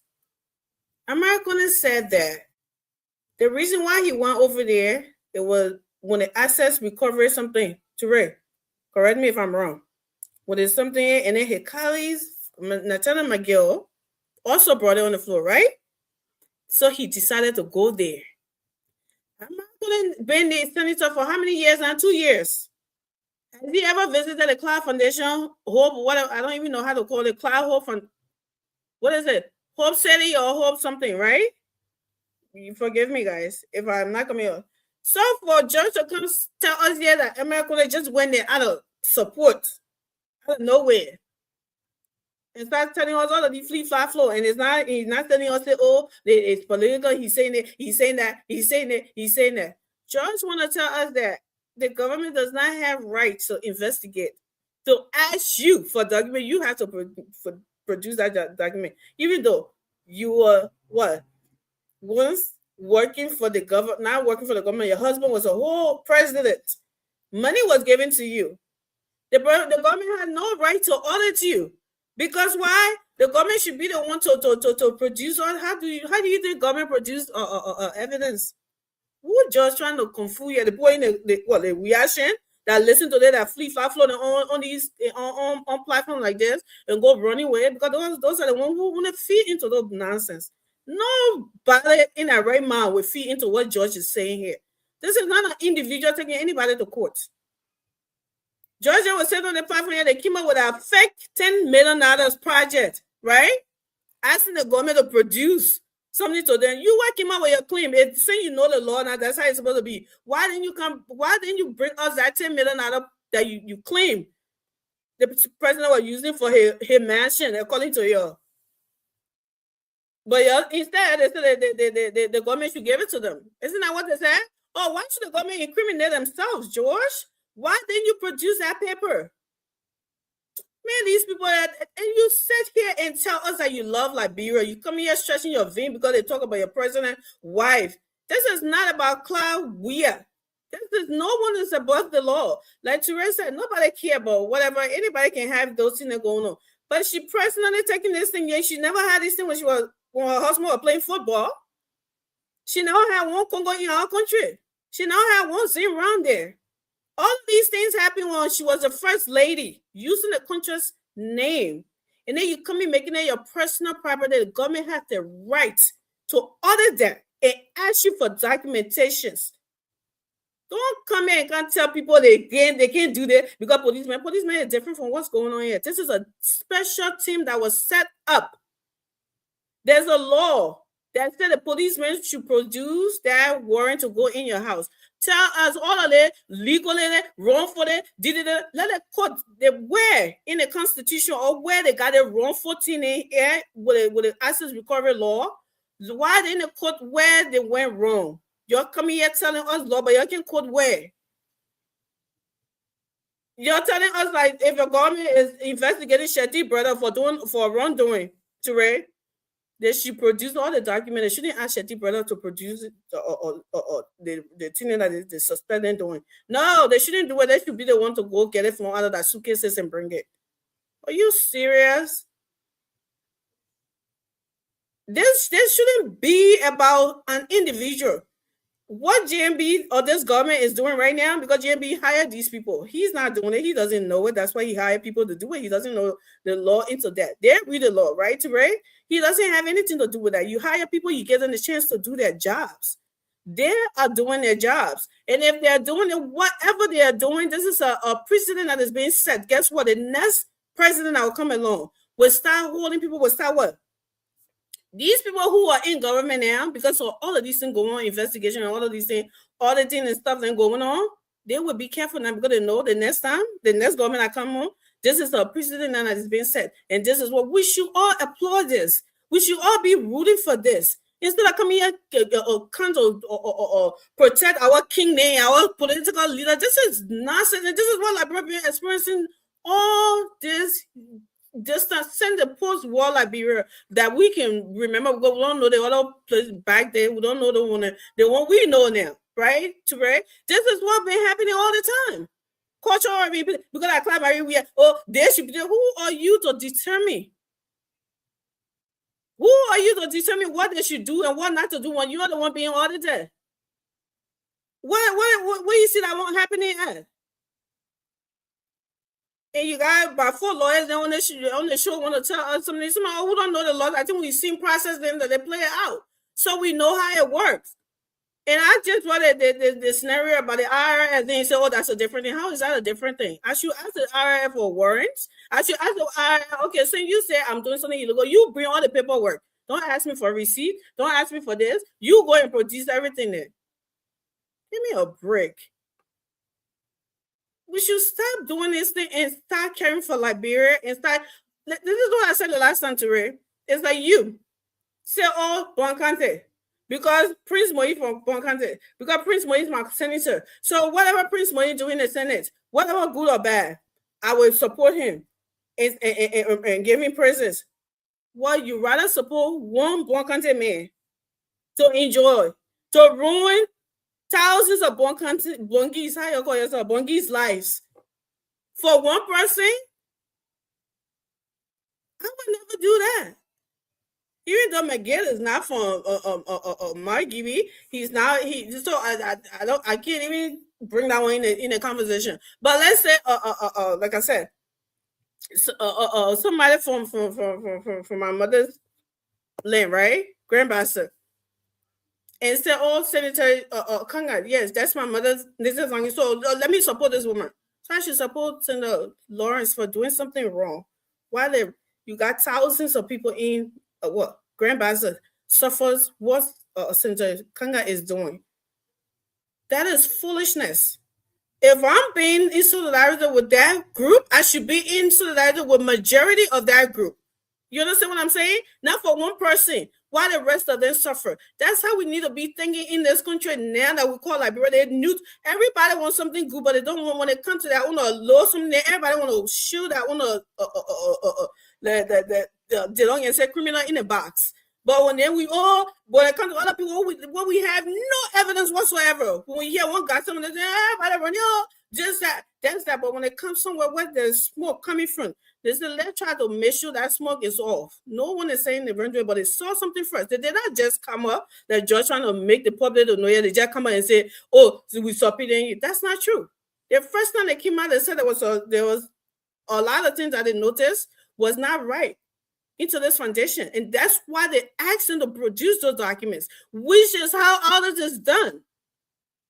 So I don't know who you think you come here to blind food. There's that thing you're talking on the Saki Mochi. I don't know, you're not playing new one. Like they want to play and live here. Nowhere else. Because you don't even have to be a lawyer. If you know this thing, if you know how it plays out, if you work in a corporate world, you know about how it works, or you know how you don't have to be a lawyer to come for somebody to come blind food. You still didn't know the law and you don't, so you're supposed to come in. No. I'm sorry. Go ahead, Teray.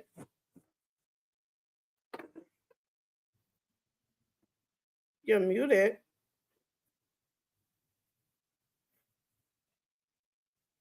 Can you hear me? Yeah, I can hear you now. Yeah, Amy, like you lamented. Look, at the end of the day, you know, we none of us are oblivious to the reality that we are polarized politically as a country. You know what I'm saying?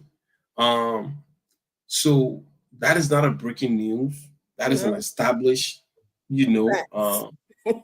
reality that obviously whatever you try to do, even with the rules, you are still politicizing it. You know? Even you say you going to make Guata Jana, they say, oh, you may be Bibi Guata. Someone chewing on Lisa. You know? I mean, that's the country we have. But this is why I love the Papi energy. And I love the chick that can come out of the Papi mouth. He said, God, gonna manufacture new land. Yo. Unless you go for that statement was legendary, man. That would live in infamy. That would be there forever. So look, I'm not even gonna have my head. I'm not gonna have my head about the Liberian politics business because I know the old man will close his eye. Like the reason for which some of us supported our old man is now playing right before our eyes. Think about the next election. You know what I'm saying?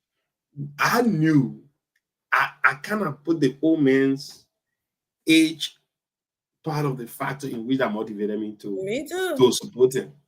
Because I was like, what's the incentive of the old man not doing good? You know what I mean?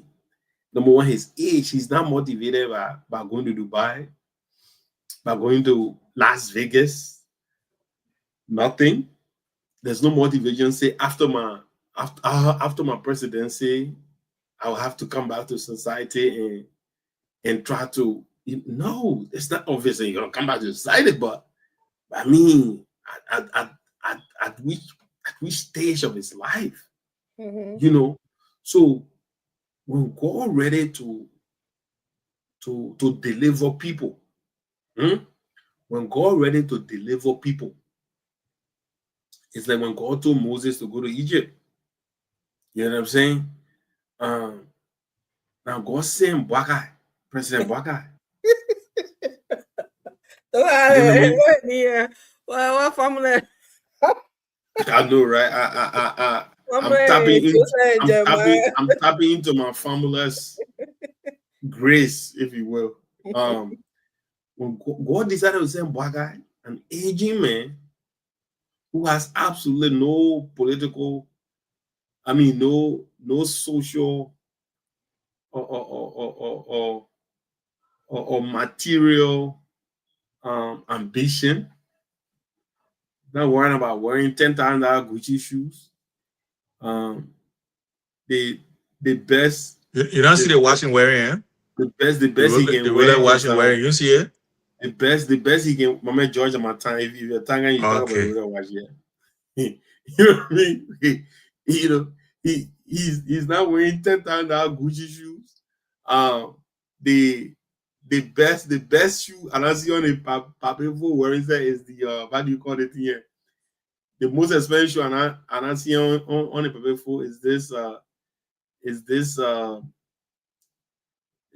how do you call this shoe here, man? I can't man. Red bottom.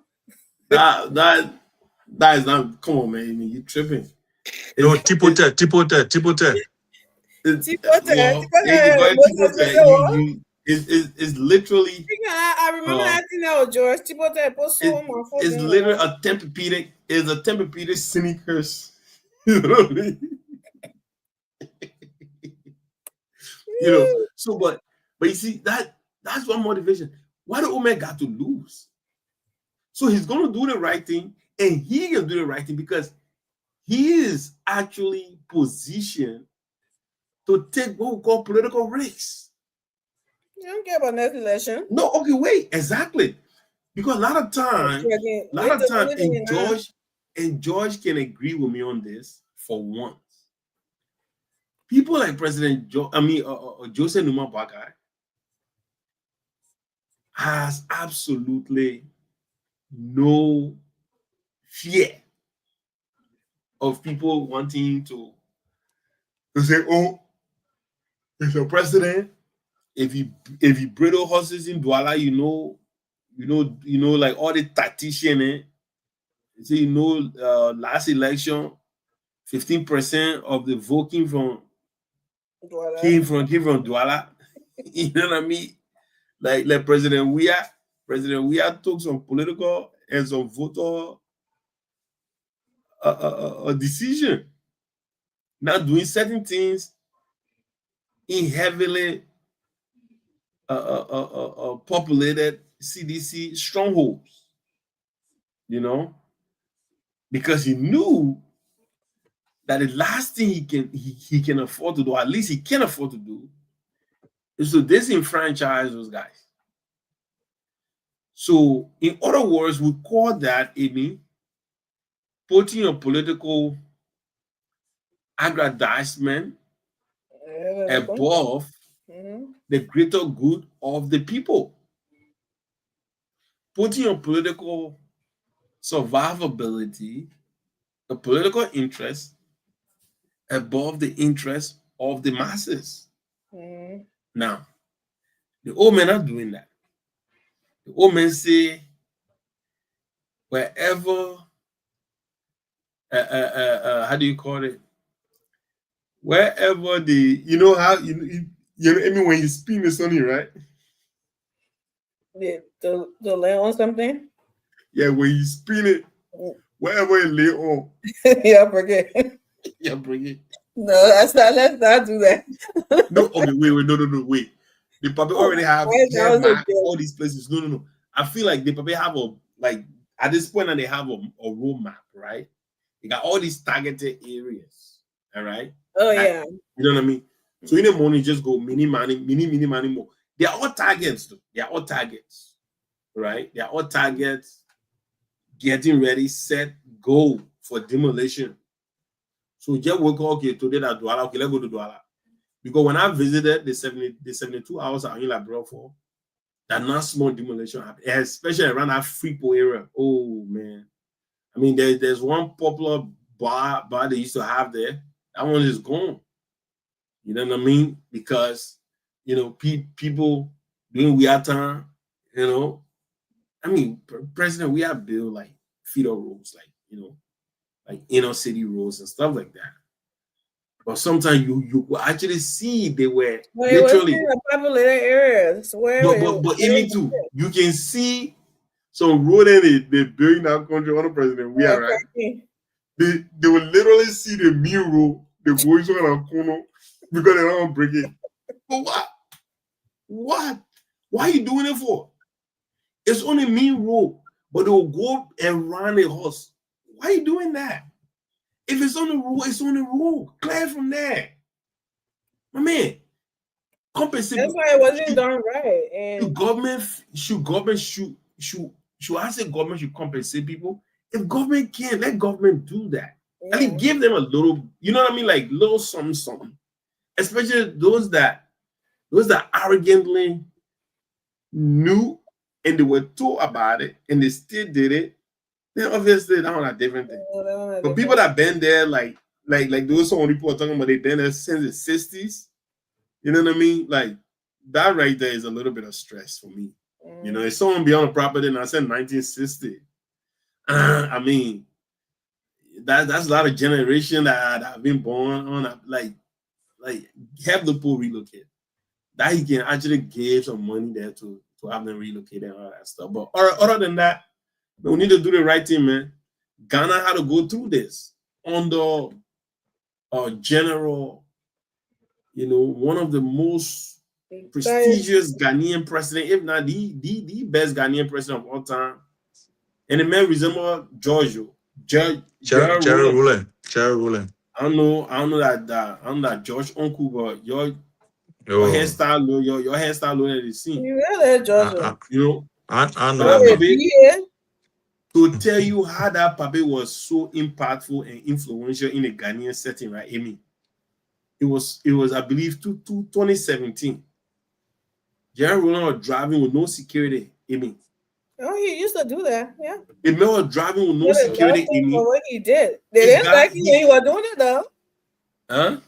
I said they love him for what he did, but they didn't like him when he was doing it though from the start. No, I'm telling you, George, right? This guy was driving in Kumasi, I believe, and there was this traffic jam. Anybody can go on Google right now and Google it. He got into Dukimi got out of his car, right, in the middle of the traffic, directing people, directing cars. Anybody just stop, that person stop. You know what I mean? Look, that right there, I saw that image, I was like, wow. I said, this is when you do well by the people, this is what that you know what I mean? Mm-hmm. And I'm telling you, man, people might not like you when you're doing it, but after you're done, they will live because when they see the relief, when they see the excitement it brings, when they see the image that is bringing to their country, they will appreciate it and thereby appreciate your effort. But right now, they're not seeing that. Back to you. No, let me play something. Let me say my own. Go ahead, say something. Yeah, so look, for the Claire Hope Foundation thing, I'm not going to go onto it further because I know on the 10th of this month there will be a ruling into that challenge posted by the Claire Hope Foundation. And I know by all means, if the Claire Hope Foundation wins, because I'm sure they're going to win, I'm sure people will be on here that will say the code is corrupt. And they will not see that they were in the wrong. So it is just what it is. This is Liberia. That's how we do our politics. We must be wrong. Even if somebody understands something more than us, we challenge the person because we want to know and we feel that we know. So that's it. The second thing I want to say is that, Ture, I disagree with you. I understand doing development, there must be challenges. There will be time where people will feel disenfranchised. That is the demolition of their properties or even taking away their properties and paying them off. But if we look around, the only place that have been demolished by government and it affected the citizen is in the 72nd area. Other demolition have been private demolition, the private people property, and they demolish people things. And I also think that because the government is to serve the people, and the people must benefit from that government because they pay taxes, the government should have had a place. That's why we have disaster management department in Liberia. They should be able to put the people in a place where they can feed them until the people can find places to go. You cannot put undue hardship on your own people, by actions. And I disagree with the 72nd people. I think that military barracks cannot be in the middle of the city. They should have relocated the people somewhere. Yeah, they should have relocated the people. President Waka, as a man who is very experienced for the 2 years, I think it would be like, guys, hold on. Let's take you guys to some. They just got a land to build 20 million facility on it for the Justice Department. Why couldn't just find? Yeah, but I know it's a free place, right? No one is living on it. They could find another place on the outskirts of town to build a very big facility, just like they in Foya. To build a big facility for the military. Then we have it in the middle of the city. Suppose so people doing training and bomb blasts inside there. Or they shoot gun. They get shooting range there. To be honest with you, I was thinking about the same thing too. I think it's too close. It's ridiculous. It's ridiculous. It is ridiculous. But they are not modernizing. They are not modernizing. And because the president is from the past, so it is like he still has that mentality of doing things in the past. But I think we have to modernize. We cannot have military facility or installation in the middle of surveillance surrounding. I agree. It's completely absurd. But again, God is not making land anymore. He stopped making land since nothing who we. So our president can throw talking. I will give it to him. That people get talking and more. Yeah, that is a legendary phrase. That phrase will live even when he die and children die. That phrase will live in our society. That God is not making any free land. To me, anybody now who want to challenge me for my land, problem. I tell them, say, my man, this is my land. God not making no free land anymore. So you will not take the land from me. You know what I mean? It's legendary, my man. I take it, I give hats off to him. He get taught up a bit there. I really appreciate that one. But again, we have to modernize. We got to make sure that, we get places that are outside the city, quite an area. George, I totally agree with you. Yeah, I agree on that part. But I study here myself. Thank God, you agree. You can't have a major installation in in the middle of that place. In populated areas. I mean, we used to play football right in that same place. I will play the Savannah. We used to play football there. I used to go there to play for every morning. You know, and people living all around that places. People who bought their own land, they living all around that place. So for me, it's very ridiculous, you know, what they are put in place. But look, it is what it is. In Liberia, something else other than military. Yes, exactly. Maybe build a stadium down there, you know, build a stadium or something, you know, or whatever you want to do. But just to have it as a military place, no, I disagree. But you know, that President Bouaka, whatever he does is right, you know, because our country is such a place that nobody can say anything when the president says something. So because God is not making new land. With that, this is why I disagree with you, right? So this was an old military something. It has always been there. It's not something that was just newly established to say the president said, let's put a military base here. So if you said somebody had a suggestion and said, Mr. President, I think this place here, even though it is the old military base, but it's in the city, I think we should relocate it and use this spot for somebody. And the president said, no, this is where I want it, and this is what, then you can say that. But to say that, if the president says something, it doesn't something that who said something to the president about changing that place from the military base, and the president did not listen. I mean, nobody should tell the president. The president knows where the barra is. He knows exactly where it's located. I don't think of a wise man, a man who has lived in a place, who knows that area more than you and I. He should be told that that place is surrounded by people, civilian living, dwelling areas. All the other wise person who came after him, what did they do about that? I mean, forget about anybody who came after. We're talking about Bouaka now. Let's talk about Bouaka. You're trying to escape the topic because no, I'm not escaping the topic because now you're making it about old. Because no, but guess what? Wise, they making it about the person, old. No, I'm not making it about old. What did they do about that place? I'm not. That's why they did not open that place. That place was not open when that person was there, because the person knew that we cannot develop the place because this place is surrounded by people. So that's why he did not give them the go ahead to take the place from the people. But your woman came, he gave them the right to take it because he was not thinking. All he thought, God not making no more land, so no more land in Liberia again for the military to build on it. Only that land. I was talking, you just jumped into my talking. Well, after you've been talking. But first of all, so look, that's it. For the president to not do anything about a land that belongs to the government, it's not a plus something because they're looking for what? Votes? Because they're looking for public sentiment, and that's the applause that you're giving him. Why didn't he develop it into something else? You talk about stadium, that's his area. He should have done that. I want you to be here so you can hear this one, because you don't be saying that they be turning your camera off. You just suggested putting a stadium over there, which I agree. But the guy who played in the stadium, why didn't he think about it? I say he know because it was in the city. You can't have military base in the city. That's why he didn't send it. Why didn't he put something on there? Come on, man. Don't even come here without one there. I said the last time. Should I answer that? No, you can't answer that because we already know you say time will pass. So for you to have a military base in the heart of the city, that I for one said something about that too. That is too. I don't know how convenient that is for them to have base right there, but I believe it should be outside of the city as well. I'm pretty sure they got landing outside of Monrovia, going somewhere, Bon County Highway or whatever, other places. Then, you know, they could have done that to something. But why everything has to be in the city, right in the city? And I also said too that even the political parties headquarters, that they say, must be in the cities. What you still doing when they're having rallies? You see the whole place jammed up. People are stuck. They can't move around. So then I also said that that's the stupid ideas as well. They should have those things outside of the city, because when you're having gatherings and that's too, right? At least you're not stopping other people's movement, right?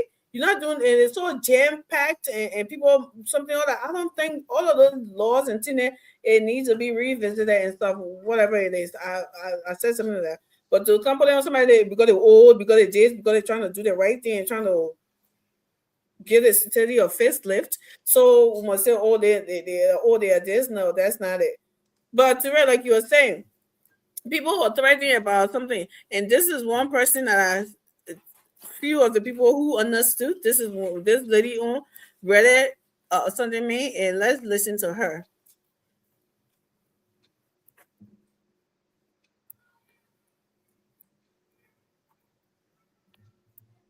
Vex for what all happening because we need the development.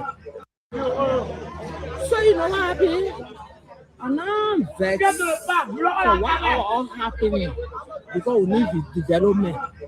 Because other poor countries will go there will say develop. Then what's our own?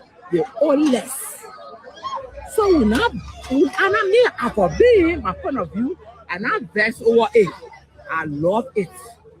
But the only thing on the Boston place here, they try and build development. And see over there, you can't just break it down and leave it. You see over there, they dumper, how they play in the film that they want to call them Zoko. They even they get a knee, but they just take on the non Zoko. The Zoko knee, that who on knee, but we just call them Zoko. But these guys then that on the streets, they don't want to break it there. I'm so happy, but I thank God at least it's not bad for us. You understand? It's not bad. The what I'm thinking about and I'm talking about, they try to do the development for other people to not laugh at. Tanzania, they laughing at us. Uganda, Ethiopia, they laughing at us. The poorest country. So I'm not feel bad for the man. For him to do what he's supposed to do. The only thing I want, what he said for him to do, I will be too happy. My name is Agnes. Some people are saying the government is ungrateful to the people to break their structures. You know what happened? You my son are born but not born your heart. You want to do something good for me, but something is blocking you. And when you get into it, you get it right. Yeah, now very Joseph Baka. What Joseph Baka do for us is right. But the only thing I need from him, there he develop our play. You not get up nothing. You get up when they say, and you're holy. Everybody get their own mind. Everybody get their own mind. We live here, some of us also be smart. But we're not smart. So I now very Joseph Baka for nothing the president of Liberia and now vest. Upon his men are leaning for us because he passing the struggle. Even the Baka said he passing the struggle too. But he now expect for our country to be poor and don't development. So I appreciate it. Myself now, the put my thing on when I see that I was sleeping around, but I will bear it. I will bear it to do my own for development. There's no problem. I will bear it. Development that I want. So if you do the best thing for us, if you get our money, we'll be living. What we couldn't think, we're supposed to think what to do for ourselves for tomorrow. I experienced it from Jupiter Care. When the poor guy to sell the land and they say your mom move. But place someone there. But about me, I know about it. When the person is serious for something, then they be serious. So I bless you, Mr. Baka. I appreciate. But the only thing, he must just be development for us. Thank you, thank you, bro. So Teray, what do you make of that, ladies? Like, I mean, this is what we've been saying all along, right? Well, she was spot on. She was absolutely spot on. She's someone who gets it in the mix of our own turmoil, in the mix of our own suffering, in the midst of our own personal distress. But she still found a silver lining, right? She was able to find a silver lining in her own, like I said, her own distress. Because when a place you have claimed to be your home for years, it don't even matter whether that's Zin or whatever it is. There where that's your scenery, there where you find your comfort, and there where you lay your head on pillow and all that stuff. To just lose it like that in the daytime, obviously, well, with prior warnings, but nevertheless, yes, it was still demolished, and for her to find the courage in the mix of all that and speak truth. That almost should have a GoFundMe up right now. That's why, that's why I actually phone that video. I know it's a lot of people, but a lot of people saying that, because you're not going through, they're not doing it, so that's what you're saying. A lot of people kept saying that, right? So when I saw somebody who was in the midst of it, which I've seen a lot of them, but her kind of, I'm like, oh. And that's the thing, because she been truthful. Nobody want to live in perpetual mediocrity. Everybody in life want to improve, right? And the woman is right. If you travel to Guinea, you see the Guinean, they are developing. They're laughing at us. You go to Sierra Leone. I was in Guinea. Right? I passed through Sierra Leone. You could see people are doing their best, right? When you come to our own country, with all the name and the woman talking about, it seemed like all the countries used to run to back in the days. Excuse me, like Ghana then that we consider to be our Washington DC and California then today and Las Vegas then. People used to come and do their Christmas shopping in Liberia. You know what I mean? Like everybody used to come down. But you see, when a country decides to be so abusive to itself, that's what happened. When individuals in society put their personal interests above the state interest, and that's what you get. When people start to invest abroad instead of investing in their home country, and that's what we get. But historically, Liberia always be like that, so that one is not anything new. It's not a coincidence that when someone becomes representative or senator, the next thing they want to do, they want to buy a house in America. You know what I mean? So, so they are inherent, families all abroad. A lot of them, bulk of these senators and representatives, they got that children overseas, and they're where the math is never gonna math because I mean, if you're a mother and you're a senator, your children are in Liberia, you will break through any wall or barrier set for you to make sure that your children get the best education possible in Liberia.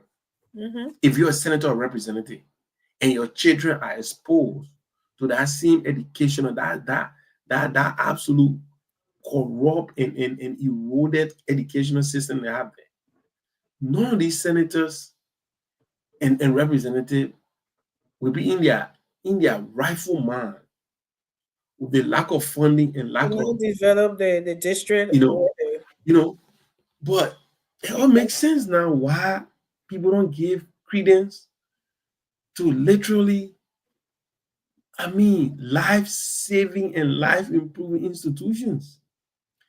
You look at the healthcare facilities. Everything is eroded because you know what? They get sick. They fly.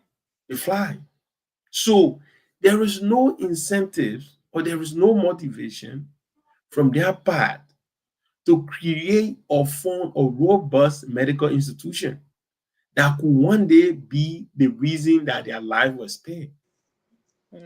Because they are not motivated by that. Because they know that as soon as something complicated is happening, they run to India. All of them go to India.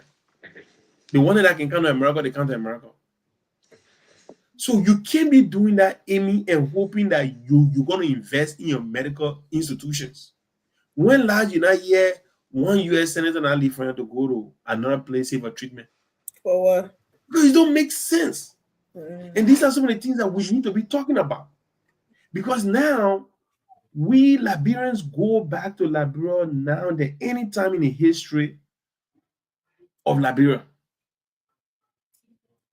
You know what I'm saying, Amy? Yep. We travel there now than any time in the history.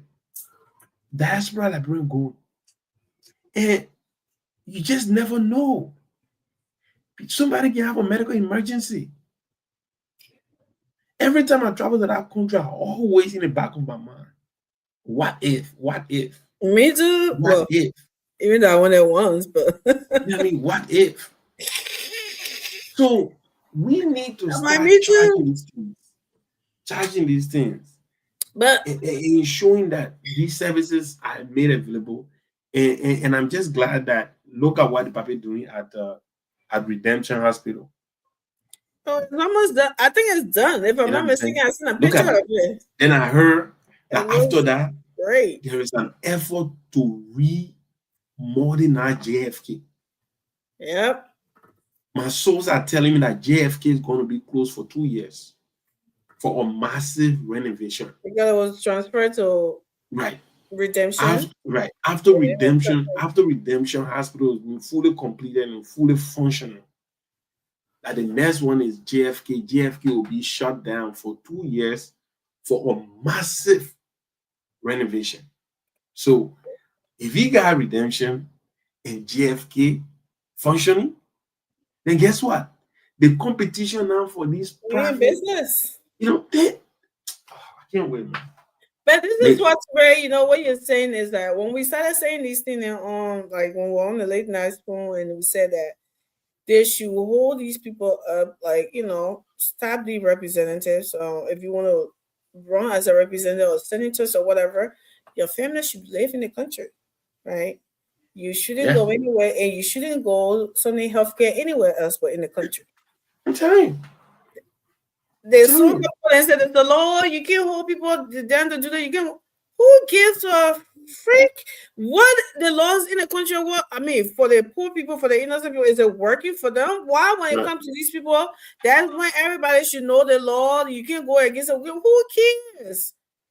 That's the only way that something's gonna get done. Because if you know you're not allowed to go out of the country to something, guess what? You will put the right money in there to make sure that hospital is functioning.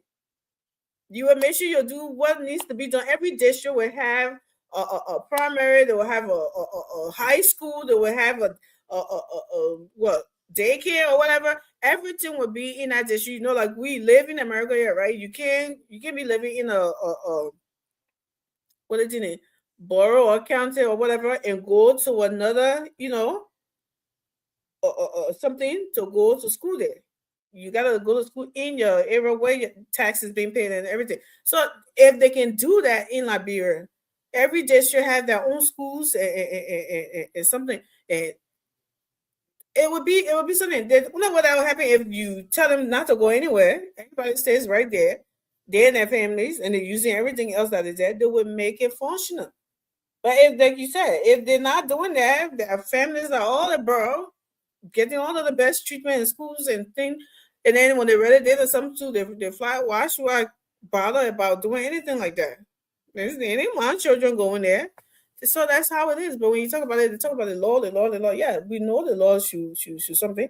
But if it's not working for the other people, why should it only work for the people that are making all the money that can enjoy the country resources? Amy, it made no sense.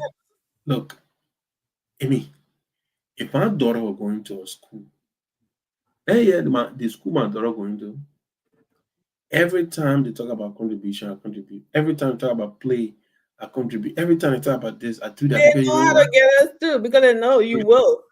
Right. You know what I'm saying? Because number one, I want us to have the best experience ever in school. Mm-hmm. But if you say I didn't have a child going to that school, do you think I will be fully invested in that school like that? Mm-hmm. No, I will not. You know what I'm saying? So the problem is right before our eyes. And anybody with common sense will be able to really look at it and see, why is it that we are not getting funding for healthcare? Why is it that we are not getting funding for schools? Why are universities are not funded? Because the people that are making these decisions, they are not motivated to put money there because, number one, their life are never at risk. They don't need a hospital to go to. Nope. In case of emergency. So they don't care. Instead of putting that money there, they'll just put that money somewhere where it comes right back to them. So That's been a scam used on the Liberian people for years. Any Johnny gets sick, she come to the States. All her ministers, deputy ministers, they all fly, they all leave the country. And then leaving the ordinary people to die. Because hey man, we talk about wickedness. Look at what this. I swear to God, tomorrow I'll send you a video, right? So you can play one year and see the level of infrastructure development that Ibrahim Traoré have erected in Burkina Faso. I mean, it is like 200 skyscrapers. I mean, hospital. Let me talk about hospital because he started and with that's someone you can say half the people are hurt. That's someone you can say grew up in the slum, knows what it's like, and want to help the people in the slum. That's somebody like that. You know what I'm saying? Not in the mouth and making himself better. He's making the people's lives better. He's not burning the people and building skyscraper for himself and building houses for himself. You know, he's doing it for the people. We need to do better. You know, and they did some of the thing when I sit back sometimes, look at Liberia, I say, Ego. I mean, when you talk about the kind of leader like Ibrahim Traoré, like people say, my man, we don't match her take over, Which is true. At the end of the day, nobody want match her take over, right? But at some point, something will have to give. Hey, look. You either force it through, or the minute, okay, look, Amy, look, let me tell you this. I'm not the kind of type that will say, oh, you know what? It's going to happen at some point. Amy, we are getting older. Things have not changed, right? We are getting older. Things have not changed. Yeah. And system will be forced to change. If you don't change by itself or somebody will change it. Before Ibrahim Traoré could take over that country, who was there? It was Blaise Compaoré. He was there for about 20-something years. You know what I'm saying? And he suppressed, oppressed, dehumanized. I mean, he didn't do anything to better the lives of his people for 20 plus years. I believe 27 years or something like that. That motherfuckers, he was powerful. Excuse my language. But look, in less than 3-4 years, what Ibrahim Traoré have achieved, right? Liberia, I'm not praying for anything of sort because number one, I'm not even have balls to even stage that kind of thing anyway. Because like do you know up to today's day we don't have offensive weapon in our country, you know that? Labro still we got some license. You know what I mean? But I don't even think we need it, to be quite honest. They wouldn't go in and see that but hopefully by the grace of God we don't need them anymore. The thing to that is that we don't need a military takeover to do the right thing, right? Some of the funny laws, you ignore that. Some of the things isn't that what the president was doing? Oh, JP breaking the law. Oh, then there will be the scene of people that come and say, "Oh, he doesn't have the political will." Like, dude, what do you want? You can't have your cake and eat it at the same time. You either want this guy to go through the bulldozer and go with it and do what he's something, but he come in showing us some people that haven't worked in what is not working for the people. It's only working for y'all. Then when you read it, the law. When the person try to, do some things, then forcefully do something that will benefit the people. You think the people care about that so much? I'm not somebody who will break the law. I'm sorry, right? But hey, if some of these laws are stopping something from happening for our people, I'm all for it. I'm not here to be supporting law that only benefits the people sitting in the capital or in the executive. No, it should work for everybody. It should work for especially the innocent people who will stay in the sun, the rain, the sun, to go and cast those votes for change. Then again, when the change is coming, when it affects one person, then they wait till 2030, wait till 2045. Like Liberia is so complicated. Like this country, I don't know. It's something about us. Like it's always about the individual. It's not about as a country. Like, let's do things that will be better for as long as it's affecting that person personally, then it's a problem. They won't change. They will vote for the change. They will do that, they will do that. But if they change having to knock to that door, nobody will be sending to that woman. You heard what she was saying right now, right? You heard what she was saying about other countries. You heard, we can go to other countries, we see development, we do the one. They want that in Liberia, but they want to be sitting in the Zimran, right in the alley. How can you get a 4-lane road if you're sitting in the alley? How can you get a fire truck to come to the community when there's a fire, and then the whole block blazing with fire? There's no road. Everybody built on the alley, right? Because they feel that free lane. Yeah. Government will not ready for it. When the government ready for it, where your heart at? Where no, his heart is with you, the country. He wants to. Guess what? It hurts right now, but after all of that, and everything is said and done, you will enjoy it. You will like it. You want investors to come in the country. What are they coming to invest in? Who are they like? What you heard of Omar right now? Zogo all in the face there, the trash pile everywhere. You think people looking at a place that look like the slump to come there to do what? You have to clean up. You have to give the country a facelift. You have to do all of those things. You have to have roads. You have to have a good infrastructure. You have to have electricity, everything for people to come in, for investment to come in, for people to have job. We get no job. Everybody not going to work in the government because I'm pretty sure that's the mindset of the Liberia. When they talk about job, they want for everybody to get higher at Freeport. They want for everybody to get higher at education. They want for everybody to go higher at the capital building. That is not it.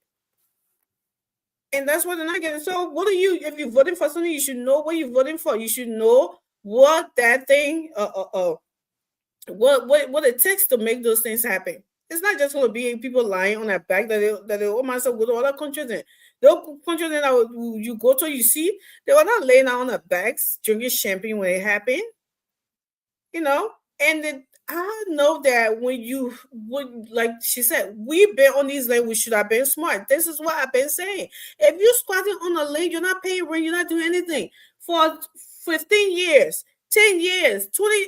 I mean, come on now.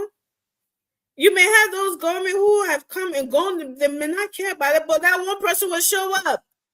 They still with Jerry Rollins. Everybody else that came in something when he came, he started doing something and taking all the government lists and stuff. You cannot just realize that and putting skyscrapers and stuff on it and you think you're not far free land.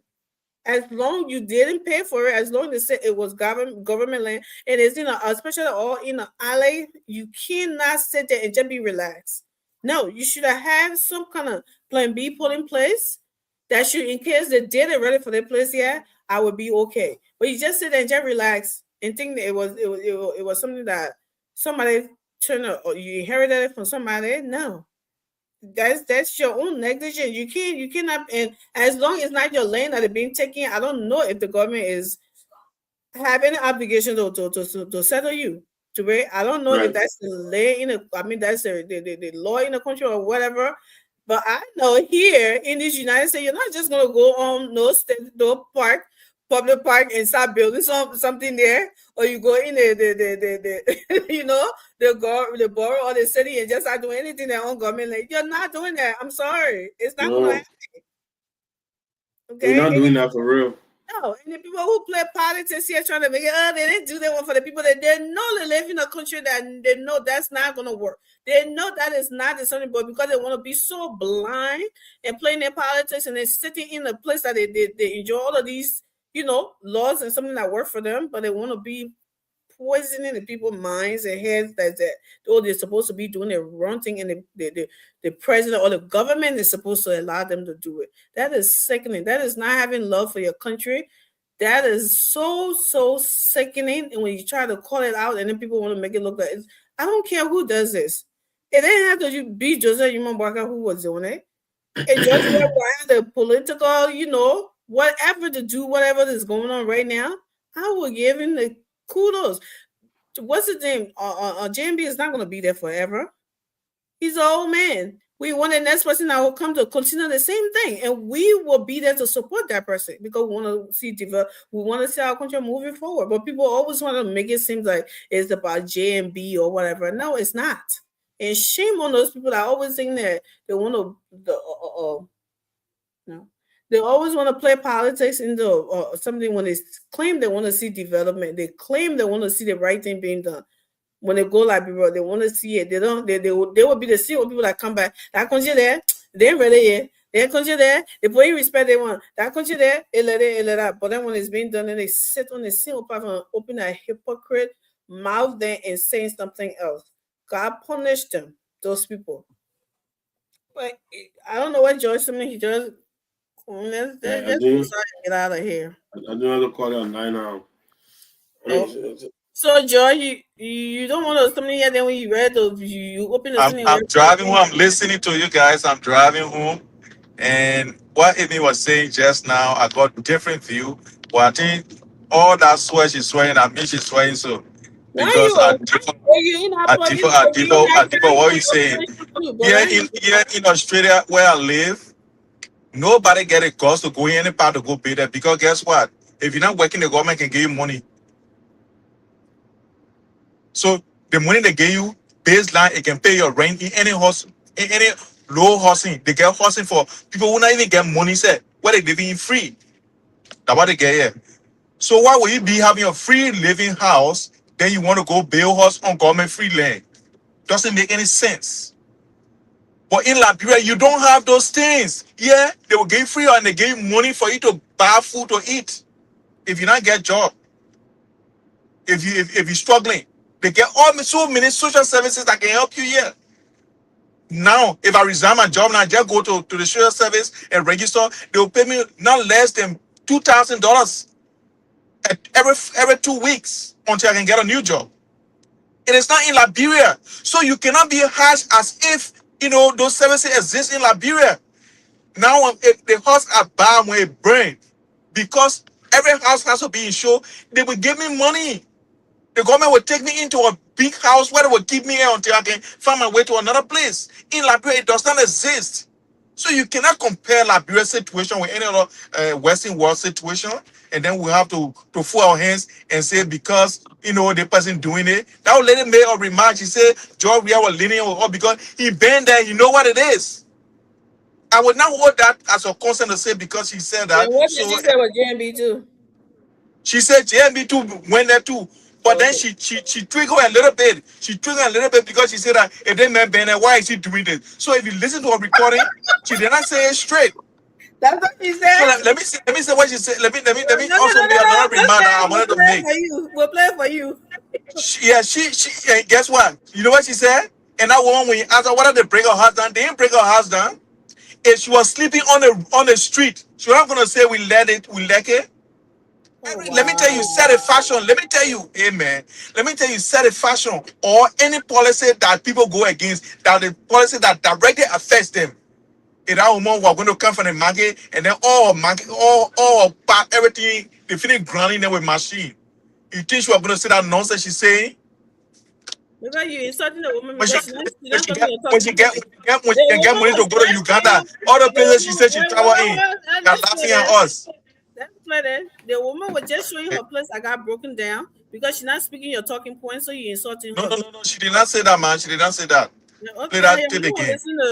I won't listen to it. So wait, there are other people listen to it too now. I'm vexed for what all happening because we need development.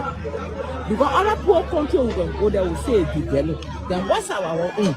They all less. So we not. And I mean, for being my point of view, and I'm vexed over it. I love it. But the only thing on the Boston place here, they try a big development. You see over there, you can't just break it down and leave it. You see over there, they dump her. How they play in a film that they want to call a Zoko. They get a knee.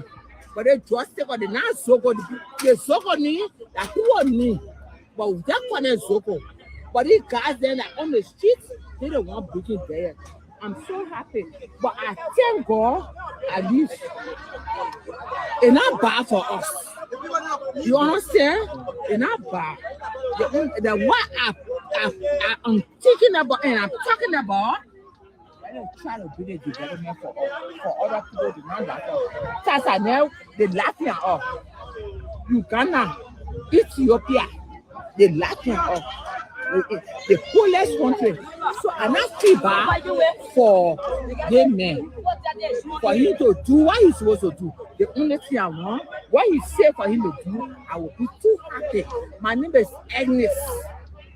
Some people are saying the government ungrateful to the people to break their structures. You know what happened? You my son are born but not by your heart. You want to do something good for me, but something is blocking you. And when you get into it, you get it right. Yeah, now very Joseph Baka. Why Joseph Baka do for us? It's right. But the only thing I need from him, yeah, he develop our play. You not get up nothing. You get up when they say, and you're holy. Everybody got their own mind. Everybody got their own mind. We live there, some of us also be smart. But we're not smart. So I'm not very Joseph Baka for nothing. The president of Liberia are not vexed. Upon is a man and leaner for us because he passing the struggle. Even the Baka said he passing the struggle too. But he now expect our country to be poor and don't development. So what Georgia? You know, he always has to act like he's the only one who listens, and he's the only who he got an English street buried behind his yard. Oh, you run away because you need us to come listen to that woman here. You said the woman don't listen to this. Something the woman said, all the things she's saying, she ain't vet. So she's supposed to be saying she's not vet for somebody else's house being broken down. The only thing you praised the woman for when she said Joey out in the snow, you said she even said it, but then everything else you insulted her for it because she never aligned with your narrative. That's a shame, George. You need to learn how to some of the other people's views if they don't think like you. You need to stop that. The lady telling us that we are not vet. Something. Why would she be saying that? Saying she's not vet? If she's not impacted by what happened. Why would she say that? You frozen? Yeah, man. Everything I want to put something in there because she talked about George Biago. She also said Joseph Baka went in the same struggle, but he doesn't want our country. He don't want to see our country not being developed. She said it. Then you want to come downplay her and say she's not something in her. Because she didn't do the one. Because now her play being broken down. She will not say that nonsense. Why would you be talking to a person or older person like that? Yeah, I didn't talk about the close. Yeah, let's go. Yeah, let's close. You always want to say the alternative facts to the video or the reading, and I will do. But go ahead. Go ahead. Enjoy. Finish up because I just wanted to prove you wrong on that, so that's why I play. Yeah. Okay. Just give me a second there. Oh, that's very quiet. That's something here. Now within. You know what time is here? You got 30 seconds, by the way. Okay, Lord, let me just do it quickly. I listen to this lady. For me, I like the way she thinks. And what I did not hear from her was whether her house was broken as well. She did not say that. And I know that's Liberia. Maybe, Amy, the long time you left Liberia, you don't know. When something happening, people can come from different places, just go and stand there and look. Oh, yeah, I know. I've been up here. Myself, I did the same thing. No, I agree with that. That woman might have come from somewhere far. Just can't see that place there. What they breaking? Then they called. Then she started talking because she did not say that my husband and they broke it down. No, she just saying that she let it idea. I want to tell you, if I would be sleeping around our manners. What are you talking about, George? Amy, I did not hear that from her. This lady, because you want to downplay what she's saying there. No, she did say, George, that she would manage. She's talking about what he doing to her. I'm not vetting. You talking about what I live? I'll be sleeping because around. it's a Liberian, and when it's happening to Liberian, it's happening to her as well. So, but let me just close, Amy. You don't need to heckle me. That's my view here. That's not your view. No, so, your view is different from what the video is saying. I'm okay. They broke the woman house down, and she's so happy, even though she didn't get a place to sleep. She's so happy because Bouaka is bringing, the government is bringing development, and she's so happy, even though she didn't get a place to sleep, and she will sleep on the street once they build a street. And that will be a good thing for her. So maybe I can go ahead now, so you can heckle me again. The thing is that I think development should come with plans. People should plan to develop. And that planning also include planning for the people who will be impacted by the development. That's why when the people say you're cutting down trees, they say you have to prepare for place that the animals that are living in the trees, the place the animal will go. Because it's because of humanity. We cannot just be oblivious to the fact that people will be affected by our actions, but to also calm the pain of the people that will be impacted by our actions. And even when the actions are good, not everything that is legal is good. So you not say because illegal they can break the houses down because that person land. So that means it's a good thing for the people who are living there, who are living there for many years. I mean, we want development. We know development is painful, but the government can to make it easier to learn the smooth learning for the people. Overseas, we have the luxury of having social support. In Liberia, it's not there. Social net is not in Liberia. You can't. Nothing can happen to you for you to go to any government institution and say we'll give you free money. Yeah, it happens. Yet there it doesn't. That what makes it completely different. So we have to create a situation where people will have access to a place to sleep at least when those things are happening. You cannot just forget about that fact that the people will be impacted and then go ahead and do whatever you want to do because you have power. That's not how it works. The empathy for the people goes a long way. If you have empathy for the people, you have empathy for even the development that will make it sustainable. All right.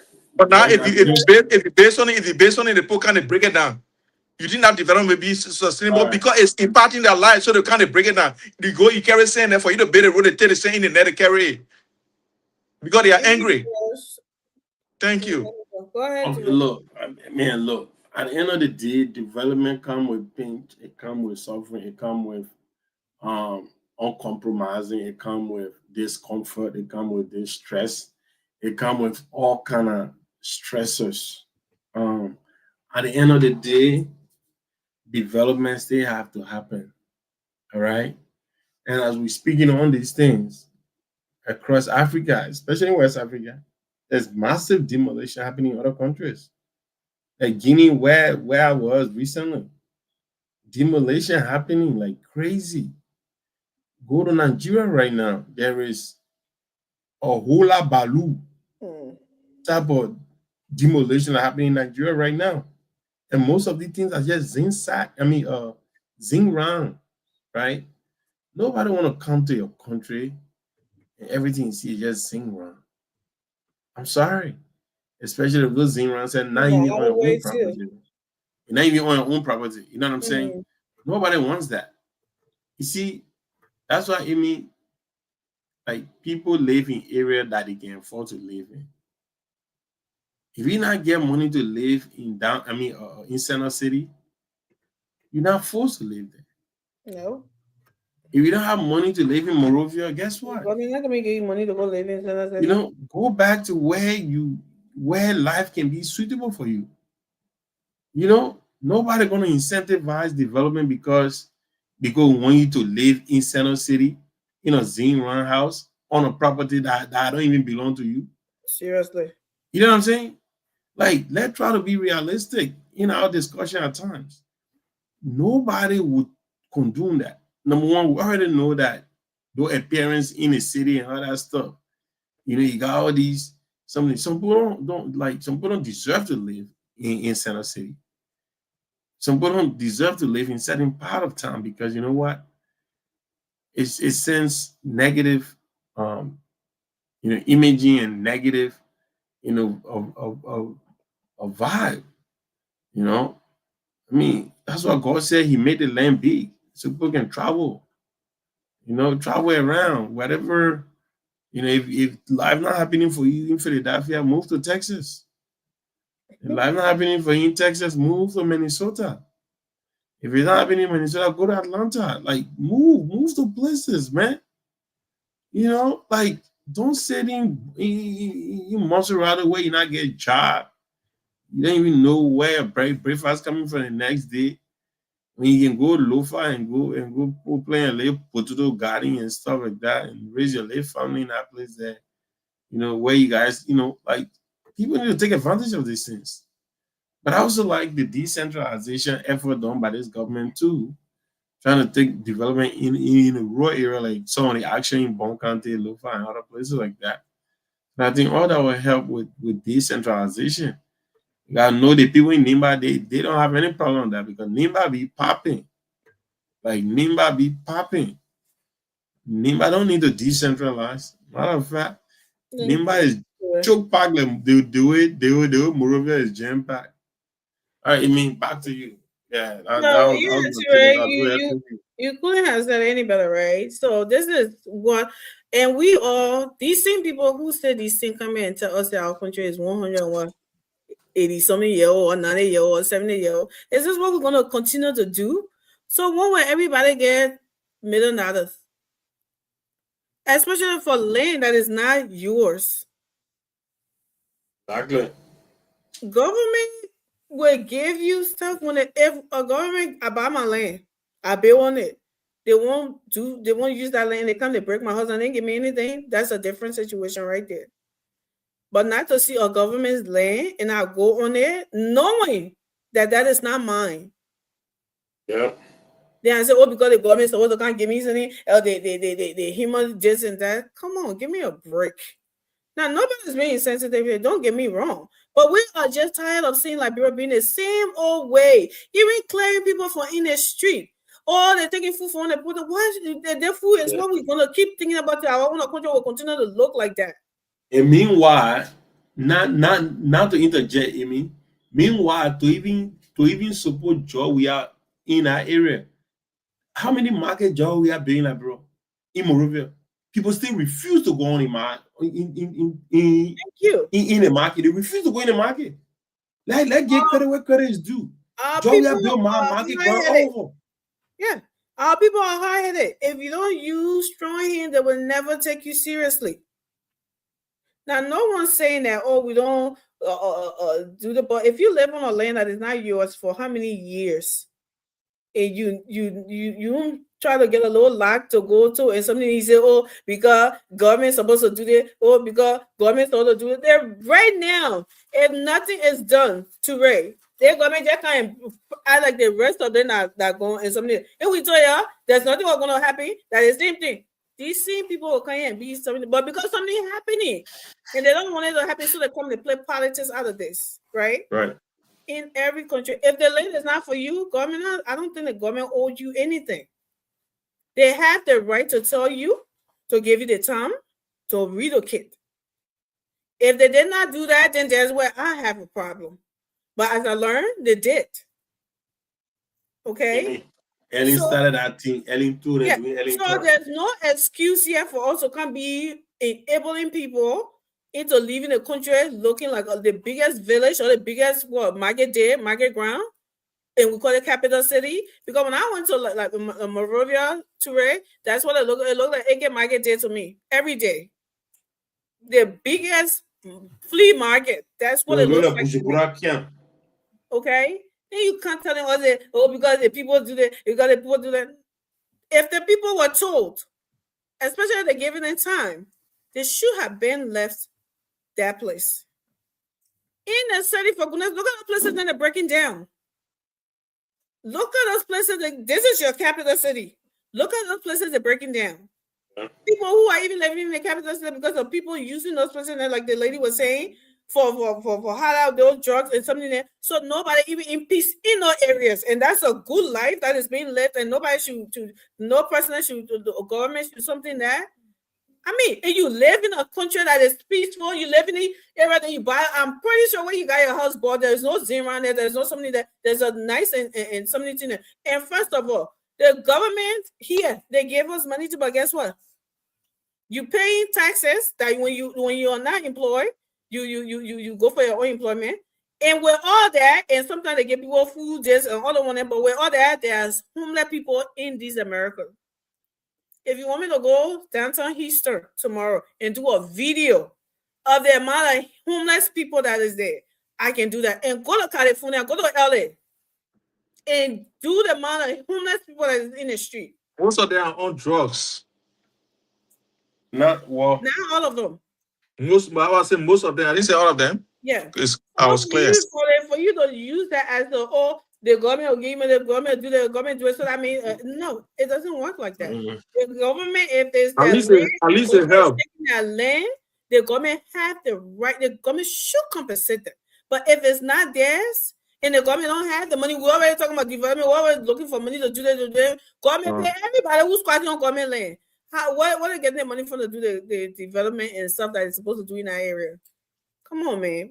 They're enabling a mentality and culture of impunity and people wanting to do the wrong thing all the time. They're just so used to doing the wrong thing. So when they're doing the right thing, then it's become the taboo. The right thing become the wrong thing, and the wrong thing become the right thing. It's sickening. We need to get away from it. I think that's what that's what we need, a president who will come in and not think about the next election. That is the kind of person Liberia need moving forward. Not anybody coming and thinking about 12 years, 15 years, 45 years, and not do the right thing because they want votes. That's what we're in this spot we are right now, because if the other two people who came, if they would have done the right thing and do those things and not bypassing zin round to go do they're doing the road, but then they're bypassing the zin round in the Iowa to go because they want we don't want to lose the votes from here. What is that? Then why did you run to be person to do the right thing? Man, they're thinking hell hear me. But anyway, thank you so much for coming, you guys. We'll see you guys tomorrow. Thank you guys for being here, for listening to us, for hearing our views and everything. We appreciate you and continue to share the show. And we'll see you guys willing all tomorrow. Thank you. Yes. Good night. Good night.